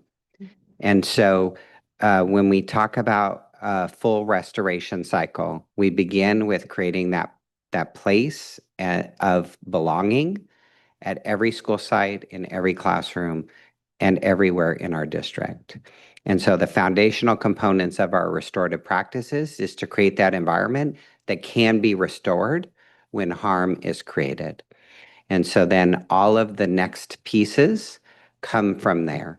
When we talk about certain restorative practices, like our work with many of our counselors on looking at a restoration cycle where we help students de-escalate, when we help students reflect and grow, when we help students then set goals and create the opportunities to repair harm when harm is done.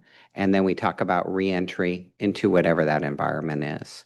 And so our restorative practices is a continuum of pieces that begin with creating that environment at which we belong so that it can be restored at a time if and when harm is done.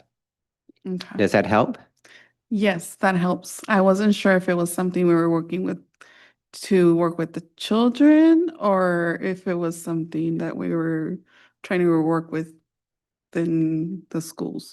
Everybody. That is a piece for our children. It is a piece for our adults. It is a piece for our overall environment in helping everybody belong and having that environment that we all feel are connected to. Okay. Great. Thank you. Thank you. Can I just add to that? Yeah. So when Dr. Palmerston shared the slide about, or the discussion was about Fitzgerald and students that are expelled Mhm. going to Fitzgerald, you saw the the decrease in the usage. And that is part of the restorative practice. And there are certain things that kids do where we, by law, don't have a choice. But oftentimes, kids do basically stupid things at school and they get caught and they're basically in trouble. But instead of just, scolding them or taking away a privilege or putting them in detention or doing some of those things that, have often been done in the past, options are offered, and yet the student is still held accountable for whatever the mistake is that he made. Does that sum it up? Okay. I think, Thank you. in the practical sense, that's how we want it to work. So it depends on what your mindset is as an educator. And I'm speaking from way past experiences. I mean, some teachers I've known would send a student to the office because they didn't have a pencil. And before the whole concept of restorative practices was ever introduced, I could never really get that.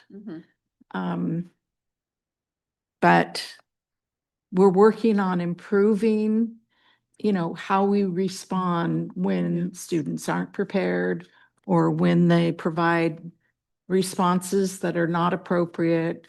Instead of just an immediate reaction, you leverage it into a type of learning experience. Okay. Thank you. Anybody else? No?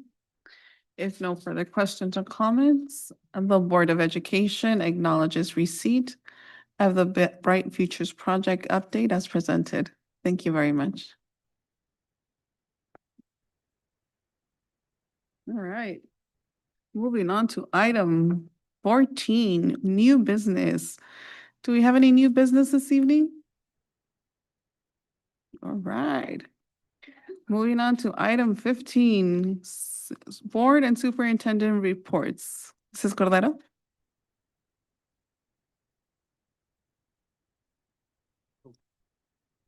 Well, it's a very, very, very busy time of the year. And the last couple of weeks since the last board meeting, I've been trying to get out and about as much as I can, basically because it is the time of the year when we do want to show our appreciation to everyone in every position in our district. So I have attended both the SMEA recognition dinner and the CSEA one. I have went to the track meet.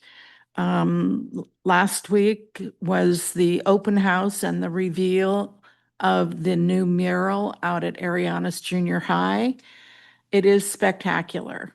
It is absolutely spectacular, and it was rewarding to see the number of people that came to see what had occurred and to really understand what that process was.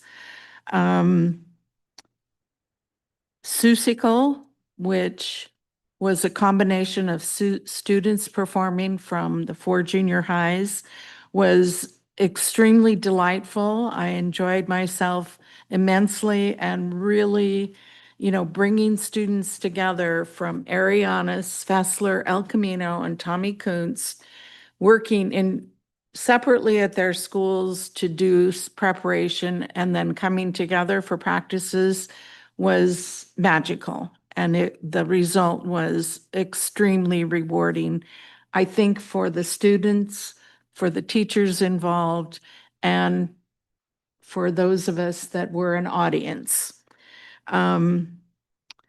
The graduation from Cal Lutheran last week was very nice. This was my second time going down for that. And, you know, to see not only the graduates, but their families and how the sense of accomplishment they all feel is very rewarding. And to know that our district is contributing to that and building our own workforce in so many ways is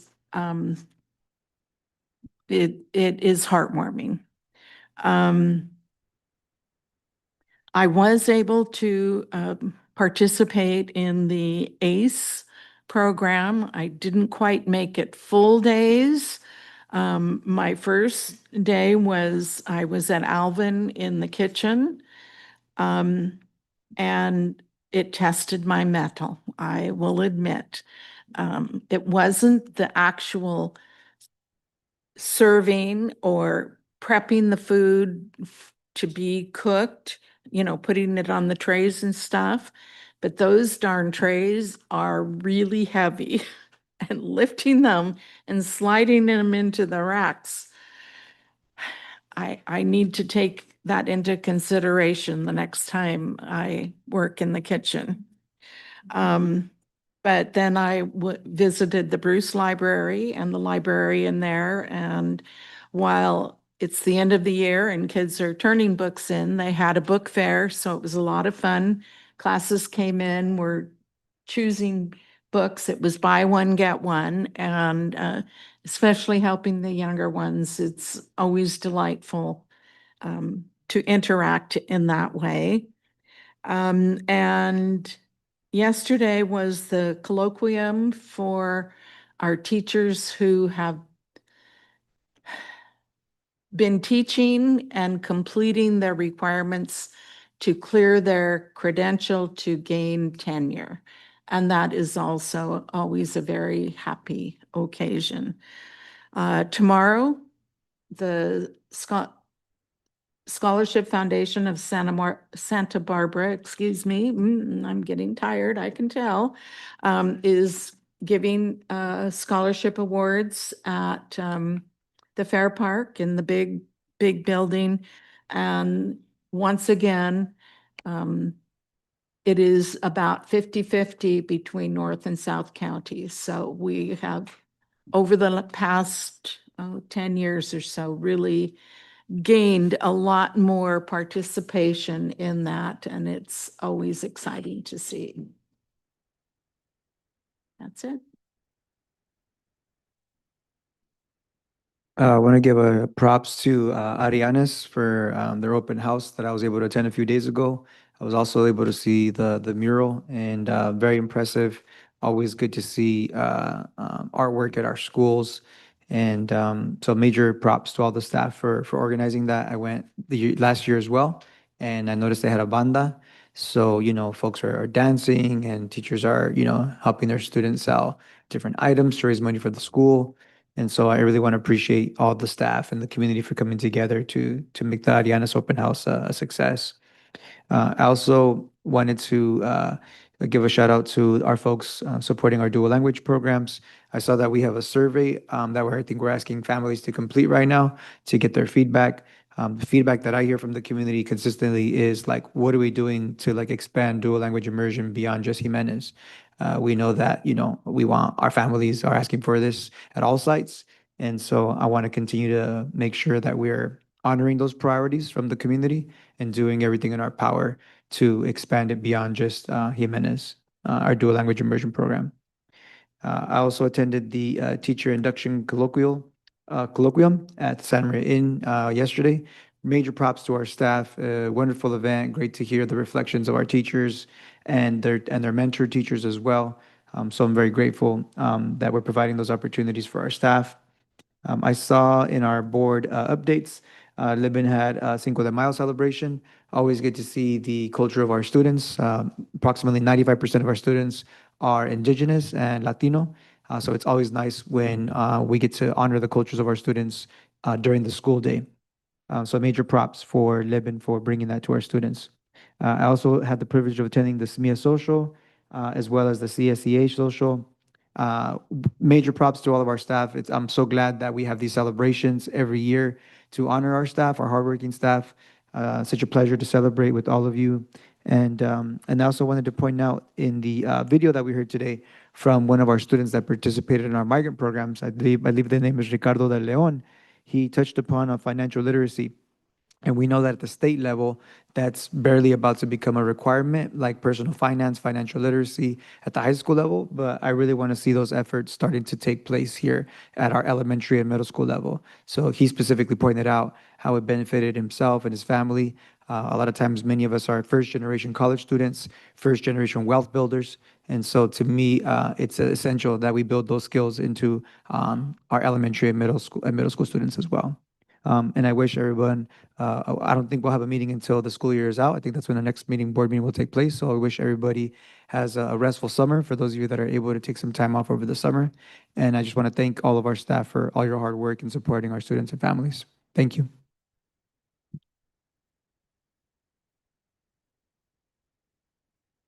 Sorry, I missed new business. Yeah, I missed the new business. I don't know what I was doing. I was here. Yeah. In all seriousness, the LA Times recently had a few articles on screen time deliberations that LA Unified is doing amongst most districts across the state.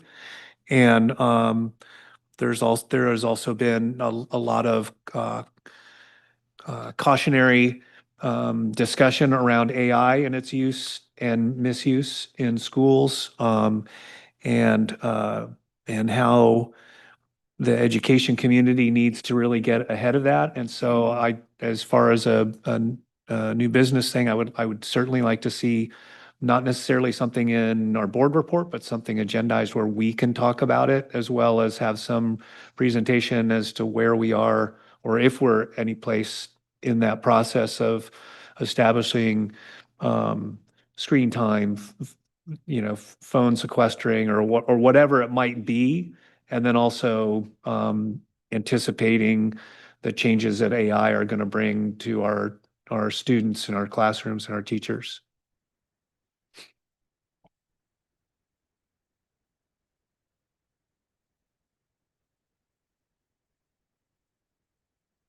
I just have was that it? No. No, he just had the little new business AI thing. Last Thursday I've been sick the last couple weeks. But last Thursday I attended the education program put on by Santa Barbara County Education Office. So the celebration of educators. And so that was very well attended. It was great to see. We had a couple teachers and groups that had presented a program and were celebrated that evening. And then on Saturday, I went to CSEA's Strawberry Social. That was a lot of fun. Congratulations to all the honorees. And that's all I have. I do have a short PSA. Tuesday is voting day. Please go out and vote. That's it.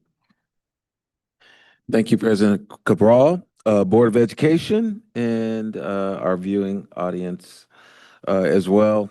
Good evening. As we head into the final stretch of the school year, we've had a lot of celebrations, a lot of creativity, actually, and looking forward to the bright futures for our students. I'm excited about that future, excited about this the school district and what we are doing together. Going to the Strawberry Social for classified, attending SMEA's annual event has just been, I think someone had mentioned the fact that I think it was Melissa Gutierrez, our CSEA president, to be able to see everyone without titles, without positions, to be able to just be joyful and work together and play together, dance together, and enjoy each other. And that was really, it was really great to see from my end as well.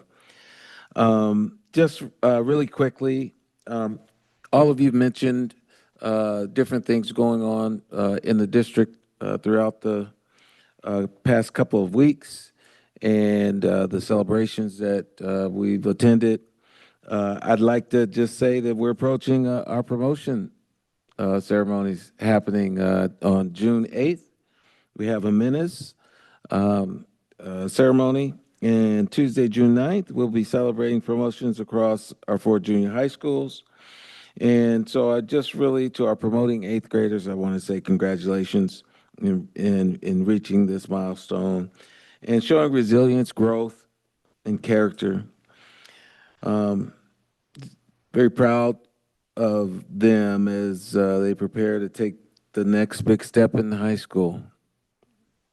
I want to extend my deepest gratitude to our teachers, our administrators, and our support staff. It takes a tremendous amount of collective effort to guide our students to this point. And your hard work throughout the entire year is reflected in their successes. So thank you all, and we'll see a lot of you at promotion. And if not, I hope everyone has a wonderful summer break. That's all I have.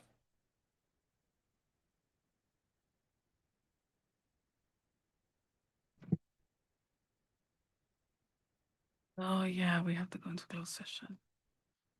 So the next regular board meeting for the Santa Maria Bonita School District will be held on Wednesday, June 10th, 2026 at 6 p.m. If there's no further business, meeting adjourned. It is now 9:35. Oh, we're going into close. Okay. And so now we're, not you guys, but